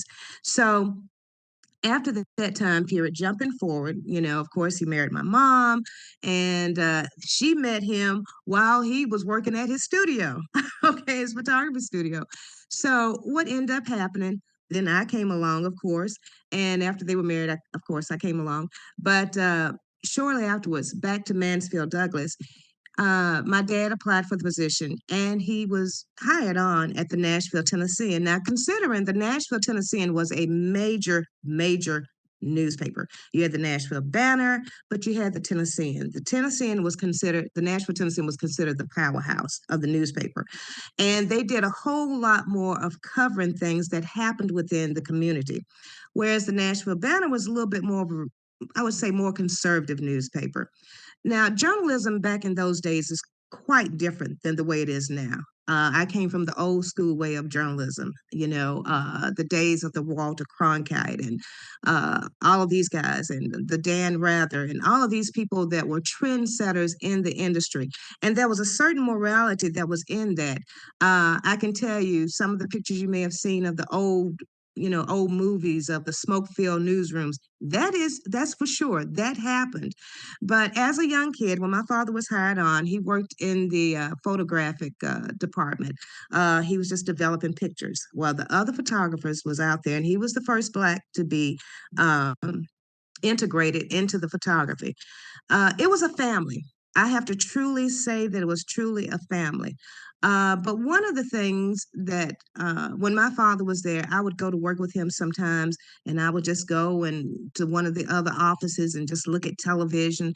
But it was something that intrigued me about the work that my father was doing. And sometimes I would just want to stand by and look at him developing pictures because during those times you had deadlines, and they probably still, I'm pretty sure they have them this day, but you had deadlines in the newsroom. So the way it normally went is that the photographer would go out, he would take the pictures, and my dad would be the one that would have to develop all of those pictures, like the negatives, and then going into the dark room and going into another dark room and then developing and shaking up the can and then sending them through this system where they would wash the photos, and then they had to go through the dryer. And then after the dryer, you had to make sure that the pictures were developed enough so that they could go be sent up to the newsroom. Well, that's the way the process was ran back then. And of course, the Nashville Tennessean had a state edition as well as a local edition as well. So that process would normally happen after a photographer would do that. Those pictures would then have to go to the photographer editor, and the photographer editor would say, okay, these are the pictures we have, and go to the managing editor, the city editor in the newsroom. So the city editor would make the decision on which picture they would select. It would go through the managing editor. So it was a whole process in making sure that certain photos were able to get into the newspaper. Well, shortly afterwards, after my daddy was hired on, and I have to give praises to the late Mansfield Douglas, because if it wasn't for Mansfield Douglas, who was a councilman at that time and one of the longest term running councilmen in the city, my father would not have been there. Of course, I have to thank God for that. But during that time, shortly afterwards, the riots really kind of broke out here in Nashville. And when the riots broke out, the civil rights movement at that time, Fisk University was a popular place where a lot of the riots took place. And so shortly afterwards, my father was then sent out to Fisk University. At that time, Stokely Carmichael was in town. He had pictures of Stokely Carmichael. He had pictures of Angela Davis. And he was in the throes of things. And I guess my father being the only African-American photojournalist considered of a major newspaper in the state, and some have told me in the southeast of the country, he had that added pressure on him to make sure that he had to be the best because he knew he was the only one in that department. And I never knew how he truly felt about being the first and only African-American photojournalist in that department, because it was never really discussed. He was a journalist first. He covered the news first. And he wanted to make sure, since he was given that opportunity to go out and cover the riots, that he was able to do his best. And some of his pictures were unbelievable. I remember as a young kid, and when I was at home, and I would see some of the pictures he would bring home, and they were pretty rough. I mean, you had to really get close into the action, and that's what a lot of the news photographers did back in those days. They got into the middle of the action, and it was a dangerous job. I didn't realize it till later on, but several times he would tell me, well, I had to dodge a bottle that was being thrown. A lot of people didn't know if the journalists there were really there for them, or whatever. But I will have to say is that even though as liberal as the Nashville Tennessean was at that time, the pictures that were selected were controlled to a great degree. I don't know if that was something that was a political thing that was done or whatever, because some of the pictures that he actually took did not reach the newspapers, that I can say, not of the pictures of the people running and throwing bottles and things of that nature, because I guess they did not want to set a certain mindset within the community, the Nashville community. So as he was taking these pictures, I would ask my father a couple of things. And I never forget one time I asked my dad about some pictures that I'd seen that was pretty rough. And I asked my dad, I said, well, Daddy, what is that? What happened? What is that about? And his statement to me is, I will never forget this. He said, oh, honey, that's just part of history. I grew up in a household where my mother and father thought it was very important, especially my dad. He used to tell me, if you don't know the history of the world, then you'll never know why things happened the way they did and why they're happening now. And I took that to heart. And so when I was a young child, the things he wanted me to know is the history of the world. And it was important that I was around all groups of people. And later on, we moved into the Belmont Vanderbilt area. And so it was more integrated, but I was around a diverse community anyway. And then with my dad being the only African American or Black photojournalist at the Nashville Tennessean, I just didn't know any difference. My father never expressed any difference. And his thing was, once again, I want you to know history and I want you to know math. He always wanted me to know how to count. And my mother's thing was English and spelling. And she wanted me to be able to make sure that I could speak well, because she, in her own right, was a lobbyist and ended up becoming parliamentarian on the national level. And so those two together gave me a background, a little bit about myself, gave me a background that was so strong and a strong foundation that allowed me to be able to think independently. And that's the way my mother and my father felt. And definitely my dad. He never prejudged anything. He was such a humble guy, a loving guy. Always wanted to make someone laugh. But I didn't realize how powerful he was until many years later, because as a kid, you don't think about your dad, being on a national level. And some of the pictures that he took were varied. Back to the rise of the 60s, when he covered those pictures, especially at Fisk University, I could tell that it was important to him, very important to him. And so from I guess the early 60s to about 1968, John Siegenthaler at the time, before he became publisher at the Nashville Tennessean, because at that time, Amon Evans Jr. was the publisher, and it was a privately owned newspaper. So later on, after the sale to Gannett newspapers that happened later on, John Siegenthaler ended up becoming a publisher, of course, and he's very well known all over the world. And John Siegenthaler was a great guy. And I must have say, my experience in the newsroom, because I was like the child of the newsroom, and I would just ride on my roller skates through the newsroom and all of those things. And they didn't care, none whatsoever, not knowing that I was building another foundation of what my career would end up being. So with that in mind, I had fun, but also in the newsroom where my dad was able to do all of the different things that he was able to do. He actually got involved in putting together with John Siegenthaler, along with Myron Towns, Reginald Stewart, and Mr. William Reed. These were African Americans that were in the newsroom. Mr. Bill Reed was the William Reed, Bill Reed was the religious editor. Reginald Stewart, who went on to work with the New York Times, was a reporter, and they weren't full-time reporters. And then you had, who else did you have? You had, I think, Myron Towns, Reginald Stewart, William Reed, and my dad. That's right. Those four people. Had to think because there's a picture of them together, and I will illustrate that picture of them together. Well, in 1968, they decided that it was important in the middle of this civil rights movement to put together a publication. And during those times in 1968, it was considered as Negro History Week back then. So what they did was they compiled, those four men got together. The reporters did the stories, and they all agreed upon what stories need to be done. And then my dad, of course, was the photographer. So they put together this booklet, per se. It was just a broad sheet type hard publication that was stapled together, and it was inserted into the Tennessean newspapers, but it went out specifically to schools. And that way young kids could learn about, as we call it, Black history during Negro History Week. Well, it was so successful that it went on from 1968 to 1971. They did it every February during Negro History Week.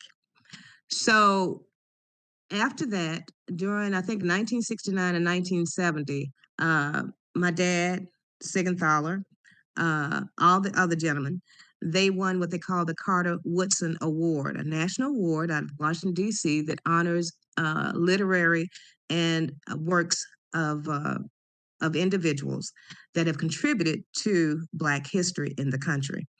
And that was such an honor. And after that, after the civil rights movement had gone through this phase, and, Daddy continued his photojournalistic skills. And one of the stories that my father really was, I guess, passionate about was the Captain Gowdy, story. Captain Gowdy was a fireman here in Nashville that was trying to save a building, the Butteroff building in Midtown Nashville. And he burned up in that fire. He died. And it's such a beautiful, beautiful story that, my dad was able to handle the hose that Captain Gowdy had when he died. And so those were the type of things that my father was very, very passionate about, was Black history. So he was able to eventually not only take pictures, news pictures, but also able to integrate Black history into the Nashville Tennessean, which later became the Tennessean, which he continued to do every week.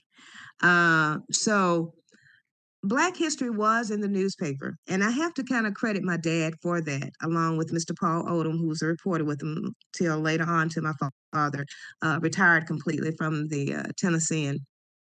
He had free reign to create stories, and there was so many stories that my father was able to put together as far as Black history, because I think he felt, as a Black man and as a journalist, that was one way to get the story out. And it was very, very good stories. It was serious stories. It was successful stories. It was showing the side of Middle Tennessee and Tennessee in general of some of the good things that had happened, in spite of other things that we know took place across the state and in the city. But my father continued on. He ended up taking so many celebrity pictures. It's unbelievable. And I would ask him sometimes, I'm like, Daddy, how's this celebrity? I won't call any names, but I can tell you about some of the celebrities, that's for sure. And there's one picture that caught my eye. I'm like, oh my goodness, I was going through all his photos, and it was a picture of Luther Vandross. And this picture of Luther Vandross that you will be viewing here was a close-up shot of Luther performing. There's another picture of Tom Jones. My daddy was able, the singer Tom Jones, he was able to get a close-up picture of him. Many country music stars. Dad loved the country music stars. Tom T. Hall. He had close-up pictures of Johnny Cash. Him and Johnny Cash became very acquainted. Dad was invited to Johnny Cash's home, and some of the pictures here that you will see with Johnny Cash, along with his wife June Carter Cash, at the 25th anniversary that my dad was able to be a part of. Just array of country music stars that Dad talked about. Also NASCAR. Here is a picture of, you have a picture here of Richard Petty, Darrell Waltrip, Carol Yarbrough, all of these guys. These were all close up and personal pictures. But he also was able to take pictures of religious figures in their rarest moments, such as Billy Graham. Which is a beautiful picture of Billy Graham. He was able to take pictures of Colin Powell, where Colin Powell was speaking at a commencement at the Fisk University. So not only he took those pictures, he took everyday high school sports pictures, but the uniqueness about his photography is the action. You know, to be a photojournalist, you have to be a reporter and a photographer at the same time. You have to know your subject. And for some reason, my father was able to read the subject as they were in action. That is an art of photography and of a photojournalist and a news photographer at that. So with him doing basically two things, writing history, talking about Black history, and capturing those special moments that we all would love to see. He was able to do that. Later on, he was able to, he won a national award with the National Press Association. He's received so many awards with the National Press Association. It's unbelievable. Of the classic cat bombing. He got up close on that. And his job was a very dangerous job. I remember one incident, I wanted to go with him on an assignment. He told me I could not go. It was a situation of a man who was about to commit suicide. And so I was like, okay, couldn't go. There's certain things I couldn't go with him on. But that kind of inspiration and me being around that in the newsroom and growing up in the newsroom, that I ended up started working at the Nashville, Tennessee at the age of 13 as a copy girl. Was the first female copy girl and the first Black copy girl. So I went on from there. And once again, not knowing I would end up in that industry, the same industry that my father was in for so many years until about 1987. And I loved it. But I went on to television, of course, and after newspaper, working radio, being on the air, and eventually, selling advertising to end up being the first Black general manager of a TV station in the state of Tennessee. So I went to the broadcast, but it was something that happened after my father passed away in 2014 that led me to get into Black history. And one of the first stories I wrote about in my first issue of my newspaper in 2019 was about Captain Gowdy. I went a little bit more extensive. But the great thing about it is that while my father's career was long, it was historical, it was powerful. He's won many national awards. His photos are all across the world, especially the one of him with, he took a picture with Bill Preston, who was the chief photographer at the time, with then Al Gore, because Al Gore used to work at the Tennessean as a reporter, and I was a copy girl at the time. And I kid you not, I used to, every time he would go in the store, I said, "Where are you going?" He was at Vanderbilt at the time going to law school, and Temple worked there too, and she worked in the photography room. And so to be in that environment in those days, I worked with Hank Aaron's daughter, Gail Aaron. She was attending Fisk University at the time, which was fantastic. She was like my big sister. And Robert Kennedy's son, David Kennedy, who committed suicide later on. I worked with David too as well. So you had so many different personalities at the Nashville Tennessean, and everyone was so unique. and what they did. And the great thing about it is that it was an enjoyable moment, enjoyable time. I'm so glad to have the opportunity and chance, to just share those things with you about what my father had done. Beside his works being all over the world, Ebony Magazine has some of his pictures, Essence, Glamour Magazine. He never went to them, they went to him, asking him about his pictures. So thank you so much for allowing me to have this opportunity to talk about my father, Billy Easley, who was a great man, a great inspiration to me, and who was the first Black photojournalist of a major newspaper in the Southeast, of a major newspaper, which was the Nashville Tennessean, that later on to be Gannett owned the Tennessean. Thank you so much for your time.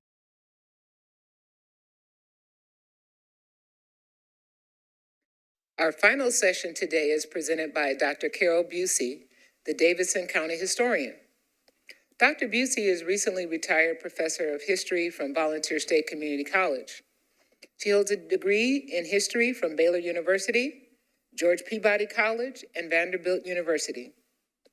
She is the author of numerous articles about Tennessee women. In 2015, she received a grant from the Southern Historical Society to do research on Tennessee's Women's Christian Temperance Union at Francis Willard Library in Evanston, Illinois. Her most recent work is Educate, Agitate, Organize: The Power of Female Leadership in the Prohibition Movement in Tennessee, which was published in 2022 in a volume of essays on progressive women in Tennessee. During the past year, Dr. Busey has given 16 lectures for the Tennessee Historical Society and served as a consultant on several women's suffrage projects, including the Vote for Women room at the Nashville Public Library, the East Tennessee Historical Society, and the Tennessee State Museum. Here now in her presentation, Positives and Negatives, the African American community's response to the creation of the Metropolitan government for Nashville.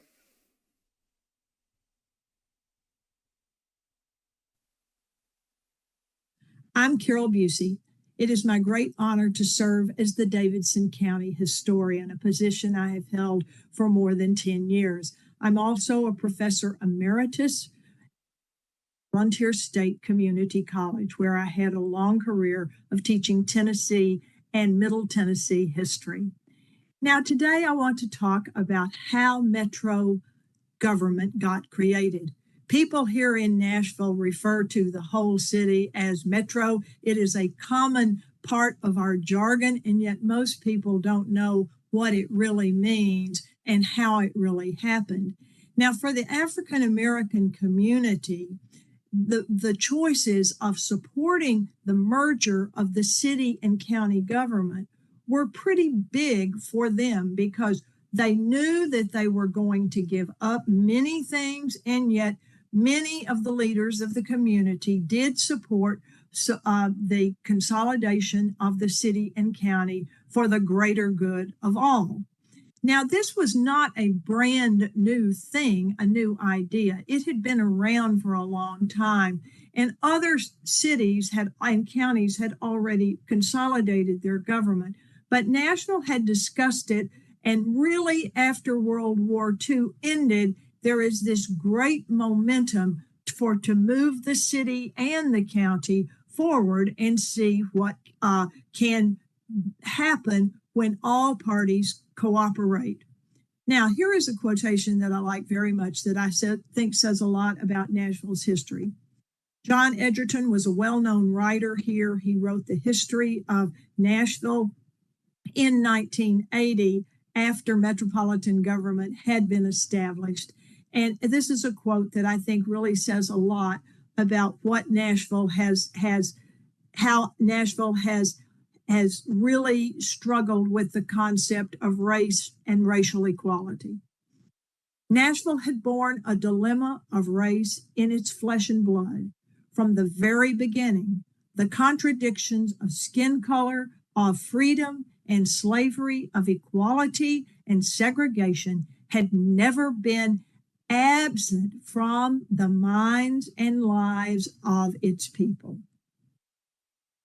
Here you see the 1950 census map of Nashville and Davidson County.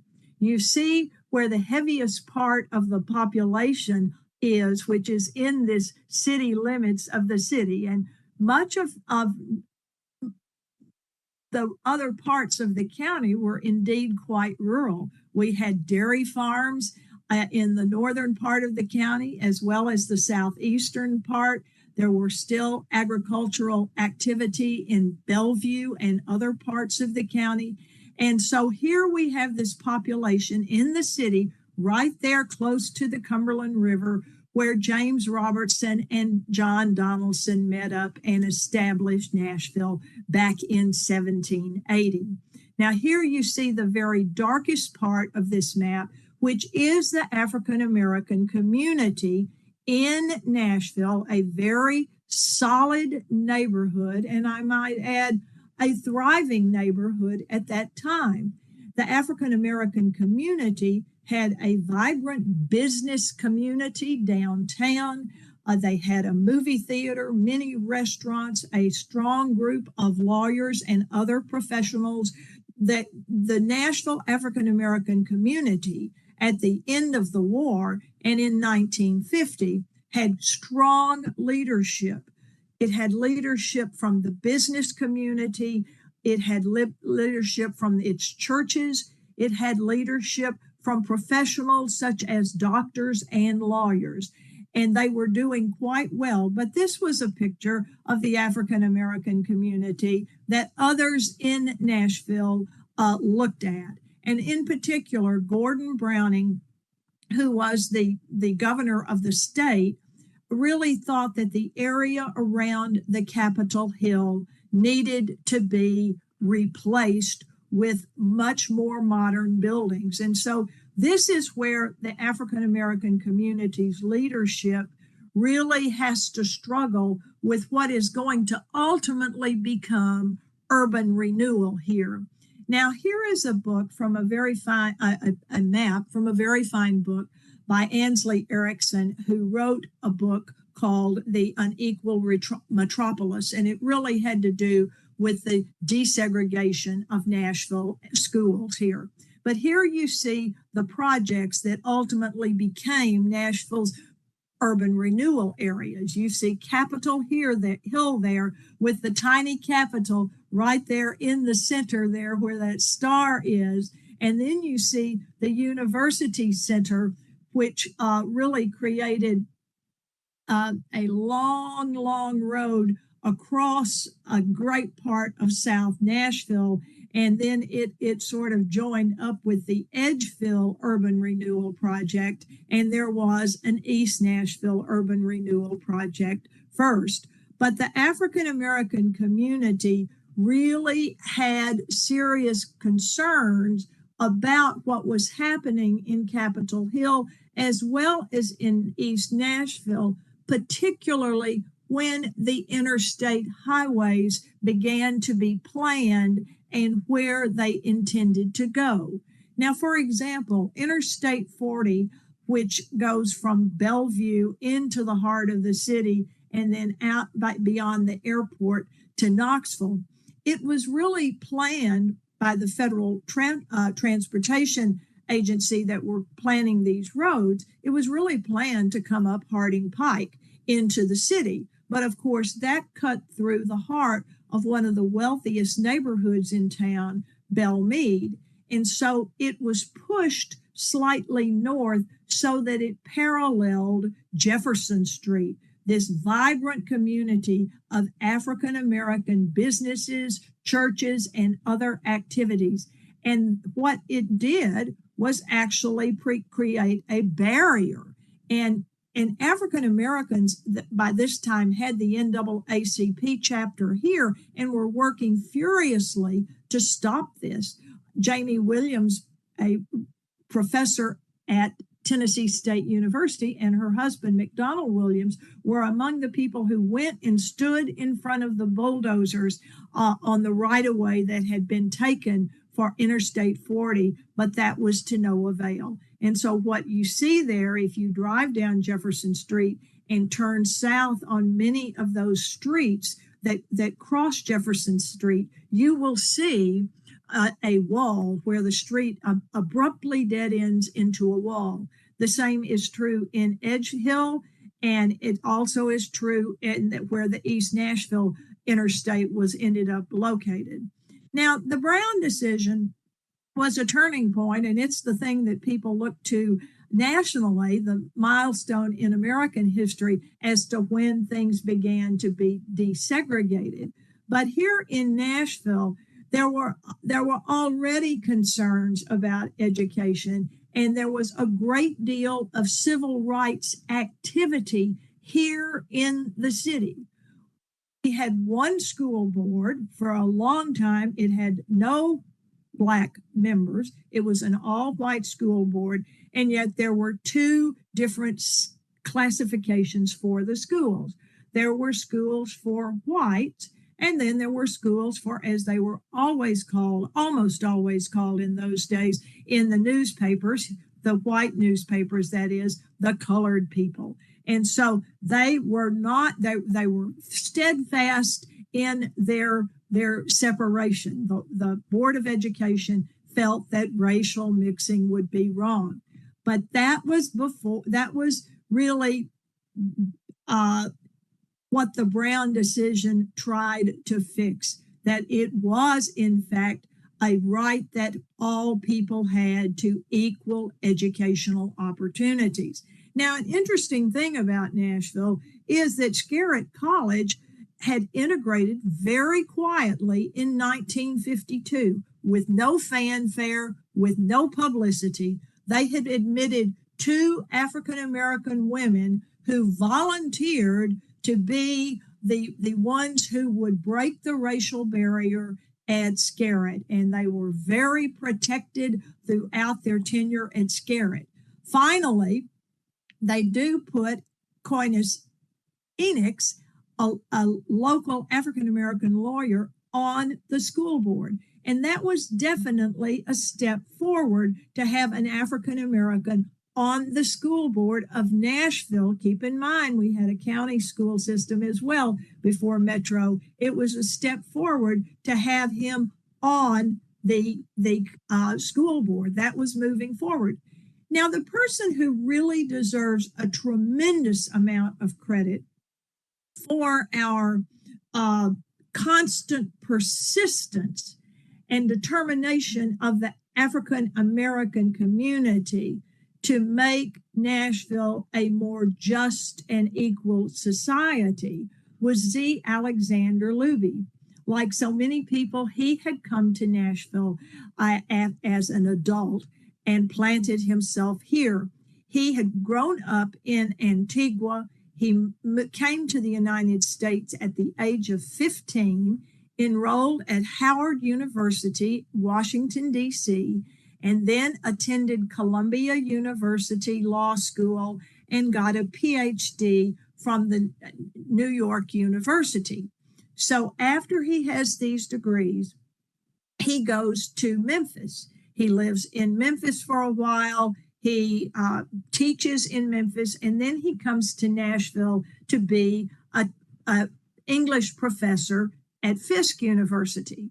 He ends up going back to Memphis, where he is allowed to practice law, but he decides then to return to Nashville, where he plants himself and becomes our foremost civil rights lawyer. He represented cases going back to the late 1930s about just about any kind of discrimination that you can see.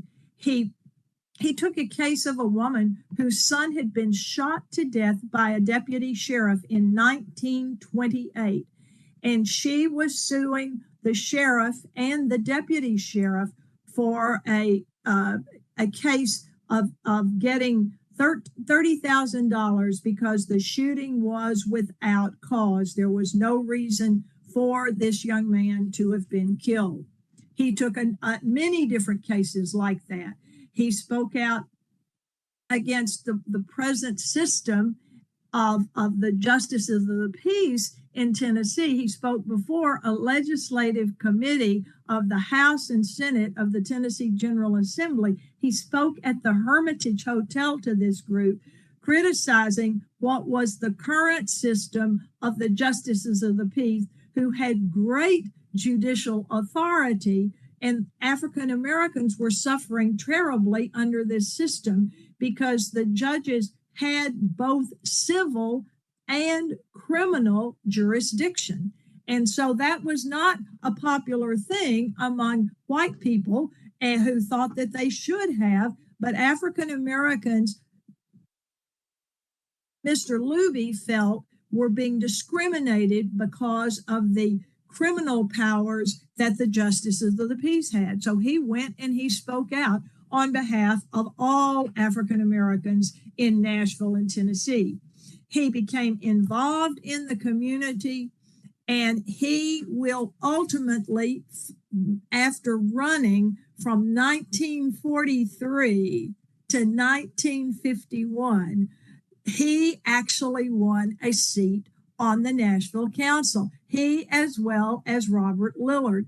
Now, it was an interesting thing because he campaigned, going back to 1943, he campaigned on a platform that we need to be more fair. We need just representation. But the way the charter of the city of Nashville was written, the city council people ran at large, even though they were representing districts. And it wasn't until 1951 that the charter was amended. It had been amended several times since the 1920s and 30s. There were lots of amendments and changes in the charter over those years, the city charter. And they changed it so that people represented districts. And consequently, he and Robert Lillard won. Now, he had run time and time again against a political supporter who was in the council, who was a political supporter of the city mayor of Nashville, who was Mayor Cummings. And Ben West will follow Mayor Cummings when he gets elected as mayor. So here again, you see these urban renewal projects that are coming so quickly. And so there it is formed by the city and the county. That would be the city council and the county court.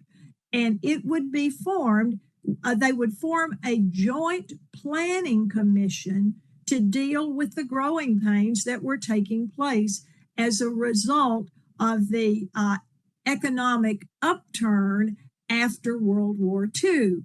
And so you see the county is suddenly seeing a huge amount of population growth as people with money are moving out of the city limits out to the suburbs. And of course, the county doesn't provide many services for its residents. It has a school system, but it just can't take the amount of new students in the schools. The schools are overflowing now. It doesn't have a fire department. There are many things that it doesn't have. And so the city and county are going to have to deal with this. And they come up with the idea of merging the city and county. It's in this report called A Future for Nashville report. But what it really proposed was annexing big chunks of the county into the city and still keeping some of the most rural areas as county land. And so after Scarrett had integrated its student body, and the schools are supposed to be integrating, people in Nashville start talking about what is going to happen here. And it is at this point in 1955 that Robert Kelly, a very active participant in the NAACP, with Z. Alexander Luby as his attorney, they filed suit against the city of Nashville. That court case was never really finally dismissed for years and years to come. So it went by in front of several different federal judges. Judge Wiseman was the last one to hear it. And so the school board starts talking about desegregation, what they should do.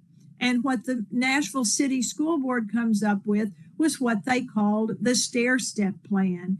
As John Siegenthaler used to call the stair-steps plan, he said they had read the Brown decision, Brown 2, schools must be integrated with all deliberate speed, and yet John Siegenthaler said that the emphasis for the Nashville School Board was on deliberate and not on speed, because it was only going to integrate one grade at a time.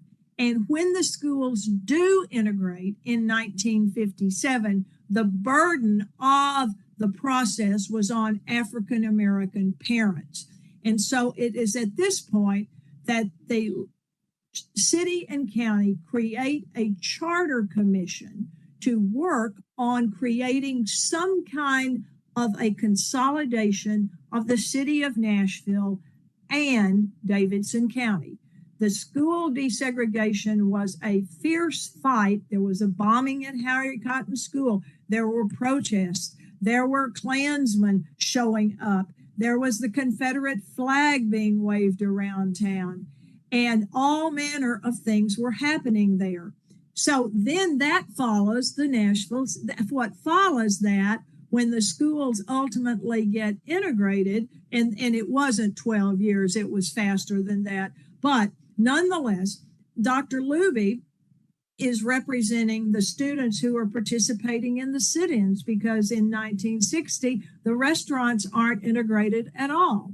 And as a result of that, and the sit-ins pretty much halting a great deal of the commercial businesses in downtown Nashville, simply because white people wouldn't go down there with the students at these lunch counters. And Dr. Luby's house was actually bombed. He suffered some burns. The house was terribly damaged. There he is with his law partner, the young Avon Williams. And as a result of that bombing, Dr. Martin Luther King Jr. came to Nashville within a week and held a rally for the African American community at Fisk in the gym. And Dr. Luby was there. He was sitting in a chair, and you can see how emotional he was when the crowd really gave him a standing ovation because of all of his hard work in civil rights. And so the first charter commission produced a charter that didn't pass. It passed in the city, but failed in the county. So as a result of the various other things going on here, among which the school integration, the sit-ins, and other things, and keep in mind the sit-ins did not end in 1960. They were still going on as late as 1963, as restaurants were refusing to integrate their facilities. So the city and county create a new charter commission. It has almost all of the same members as the first charter commission. Z. Alexander Luby was on both charter commissions. Dr. Metters, a pharmacist, highly respected African-American businessman, Dr. George Metters, was on both of the charter commissions, which had 5 representatives of the county and 5 representatives of the city of Nashville. And they start trying to put the new government, a more politically astute document together. And what they do is they do come up with a lot of compromises, one of which was to create a much larger Metropolitan Nashville-Davidson County Council of 40 members rather than what had been in the first charter of only 1. Why? Because that gave people representation. People had direct access to those council people, which they still do, direct representation. Now, with this second charter, there was a good bit of African American opposition to the charter being passed. Robert Lillard was very much opposed to this. He thought it was going to hurt the Black community because he felt that all of the white flight out of the city had been such that African Americans virtually would be able to completely control the city of Nashville, and their power would be diluted. But the strongest advocates for consolidation were Dr. Luby, Dr. Z. Alexander Luby. He had a PhD, and Vivian Henderson, who was an economics professor and the chair of the economics department at Fisk University. They were tireless. They gave speeches across the city. They worked to see that this happened. Now, when the vote took place, it passed in the city this time, and it passed in the county. What made the county change its mind? When the first charter failed, Ben West decided he was going to achieve consolidation by another means, which was going back to the idea of large pieces of annexation. And the fact that he annexed 82,000 people into the city made neighborhoods very, very angry and made them feel that they had to support the consolidation or they were going to be annexed into the city. And yes, the subject is still debated today. What did African Americans sacrifice? What did they gain? Dr. Luby and Dr. Henderson's arguments were it will benefit the whole community, no matter what the race. It will benefit the entire community economically. Others felt that it was diluting the African American vote. Today, we have great representation on our Metro Council. We have a very diverse group of people, not only by race, but of countries of origin. And we can be proud of the progress we have made, but we all know there is still progress to be done, work to be done. Thank you very much. Thank you all for your continued support of the Nashville Conference on African American History and Culture. As we conclude today's event, we'd like to leave you with some closing remarks from the conference co-chair, Dr. Lee Williams, Jr.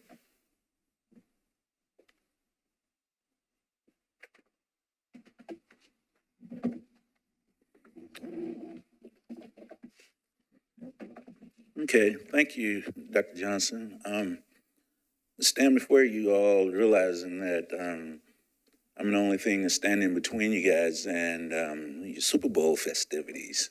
So I'll try to keep my comments as clear and as concise as I can.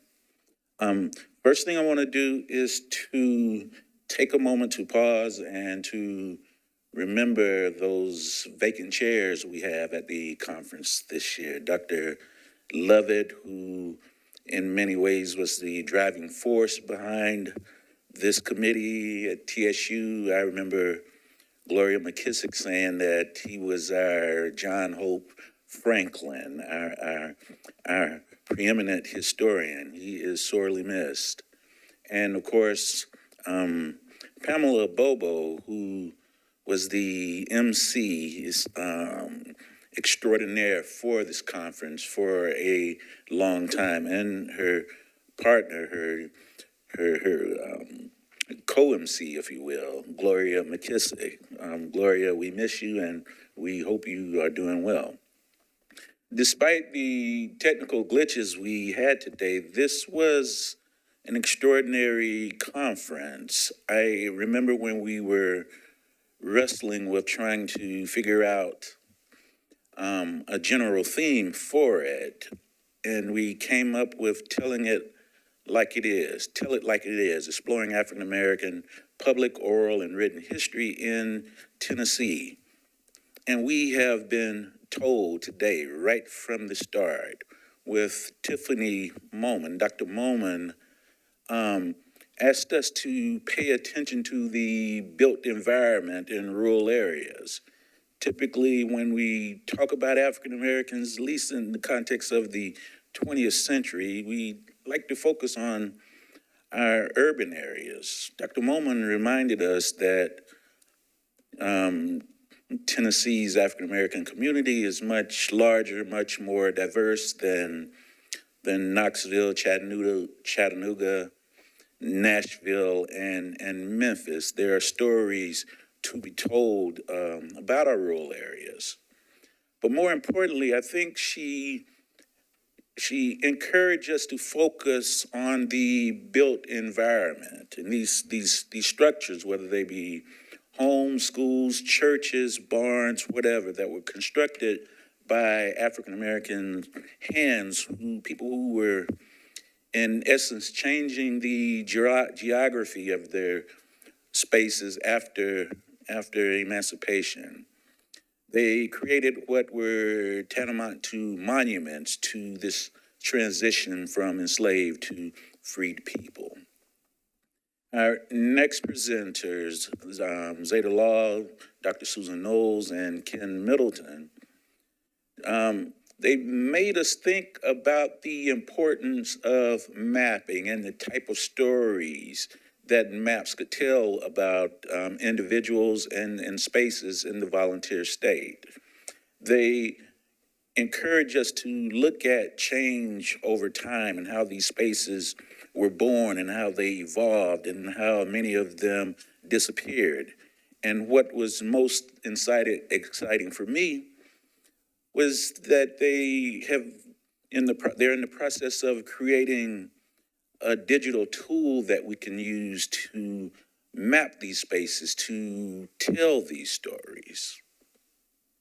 And next we have Leanne Gardner to care for the sick and to bury the dead, Tennessee's African American Lodge Cemeteries. This was important because when you listen to what she was saying to you,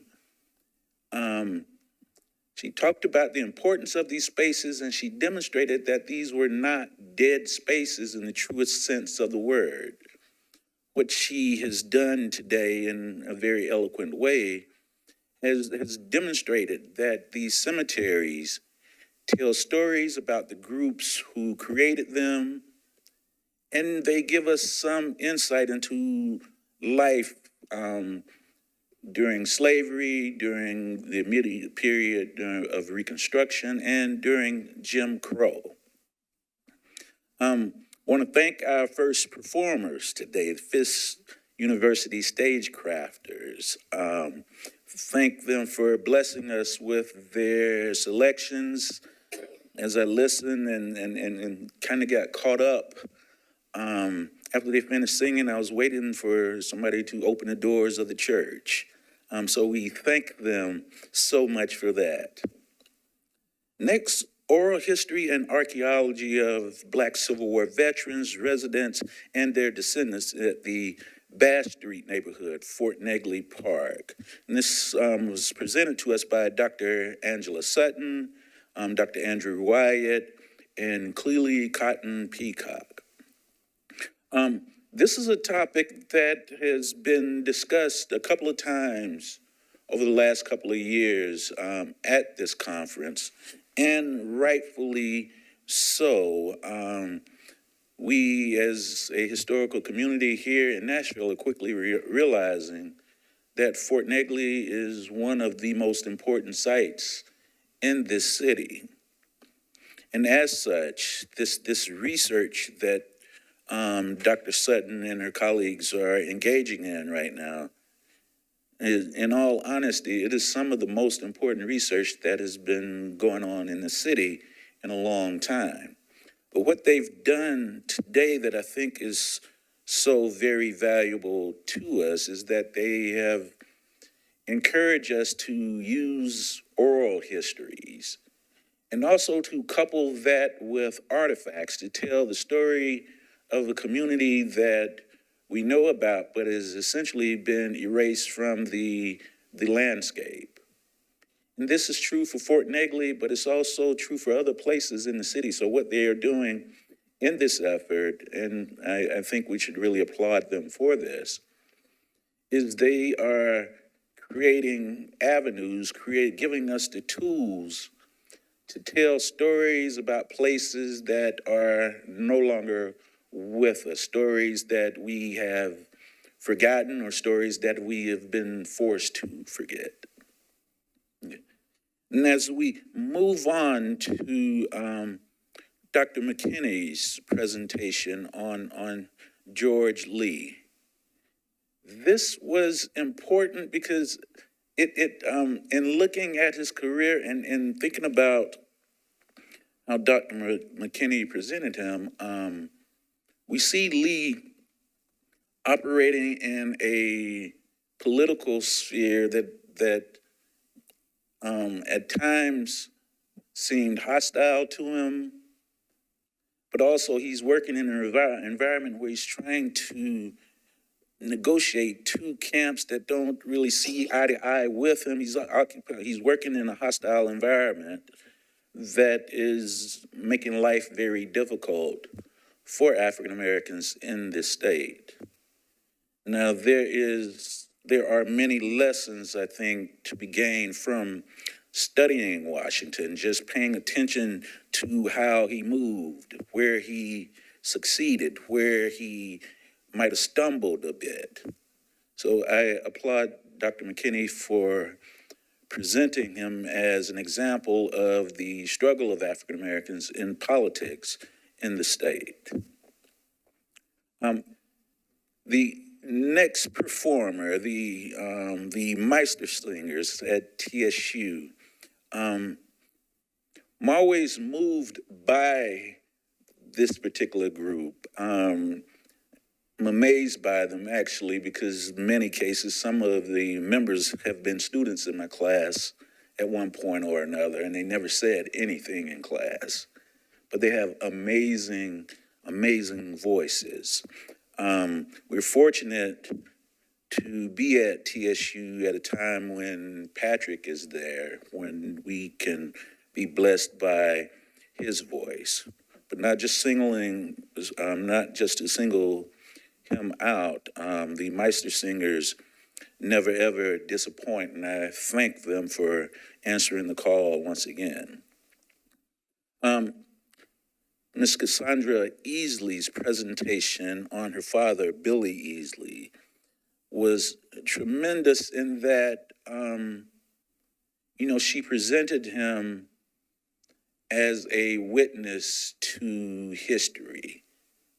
He used his skills as a writer, but also as a photographer to chronicle this city's history, to chronicle the city's major events, to highlight, in many cases, the struggle for equality here in the city. And it was striking to me that he was oftentimes sent to go to places where establishment photographers could not go or would not go. It is in looking at his life and his example, I came away from it just thinking about how important it was for us to chronicle our own stories, to tell and interpret our own truths. So this was very important as well. And lastly, Dr. Busey's presentation on the creation of the Metropolitan government for Nashville. This history is important, especially in light of current events where where the discussion is to shrink the Metro Council. It is important to know why this council was formed and what benefit it gave to our communities. By the same token, we need to look at it and see how it may have impacted our communities negatively. One of the most important things I think Dr. Busey demonstrated in her discussion was how our community was split on this, whether it was something that was beneficial for us, or whether or not we should ignore it at all. Robert Lillard, in his critique of the Metro Council, the creating of Metro, pointed out some things that still resonate today. But by that same token, Z. Alexander Luby made some very important points as well. So as we consider these debates, be mindful of the history, be mindful of what transpired to get us to this point where we are today. So in closing, I want to thank all of our presenters today. As I look through the list today, I've identified many of these people as my friends, and I was left thinking, wow, I hang around some really smart people. But to those of you who are in the audience, I feel I must give you the same charge that Dr. Lovett and Professor Bobo gave us, both directly and by example. Continue to study your history, continue to learn your history. Relentlessly interrogate the past and your own ideas. This is our 42nd year. This was something that was created in this city because Dr. Lovett and the people that were around him that day, I can imagine them sitting around the table and thinking that, hey, we need to have a conference. Why have a African-American conference? Because African-Americans had something to say about the history of this city and how it turned out. And I humbly submit to you that we still have a lot of work to do. So for those of you who are struggling and finding sources, we have 42 years worth of profiles for you that is available for free. You can go to the Metro website for the conference, and we have a PDF for you right now that's ready to go. And that's an excellent starting point, because every single entry in there was completed, was written by a bona fide scholar and someone who had a fervent love of African-American history and the city of Nashville. So we don't have to wait so much on the school system or any other person to launch our study of African-American history. We have the tools here for you today. So with that, I want to thank you again for tuning in. I'm hoping that next year we'll be able to sit around and eat some peach cobbler together at TSU. God willing, that will be the case. But having said that, thank you for coming, and I declare this conference adjourned.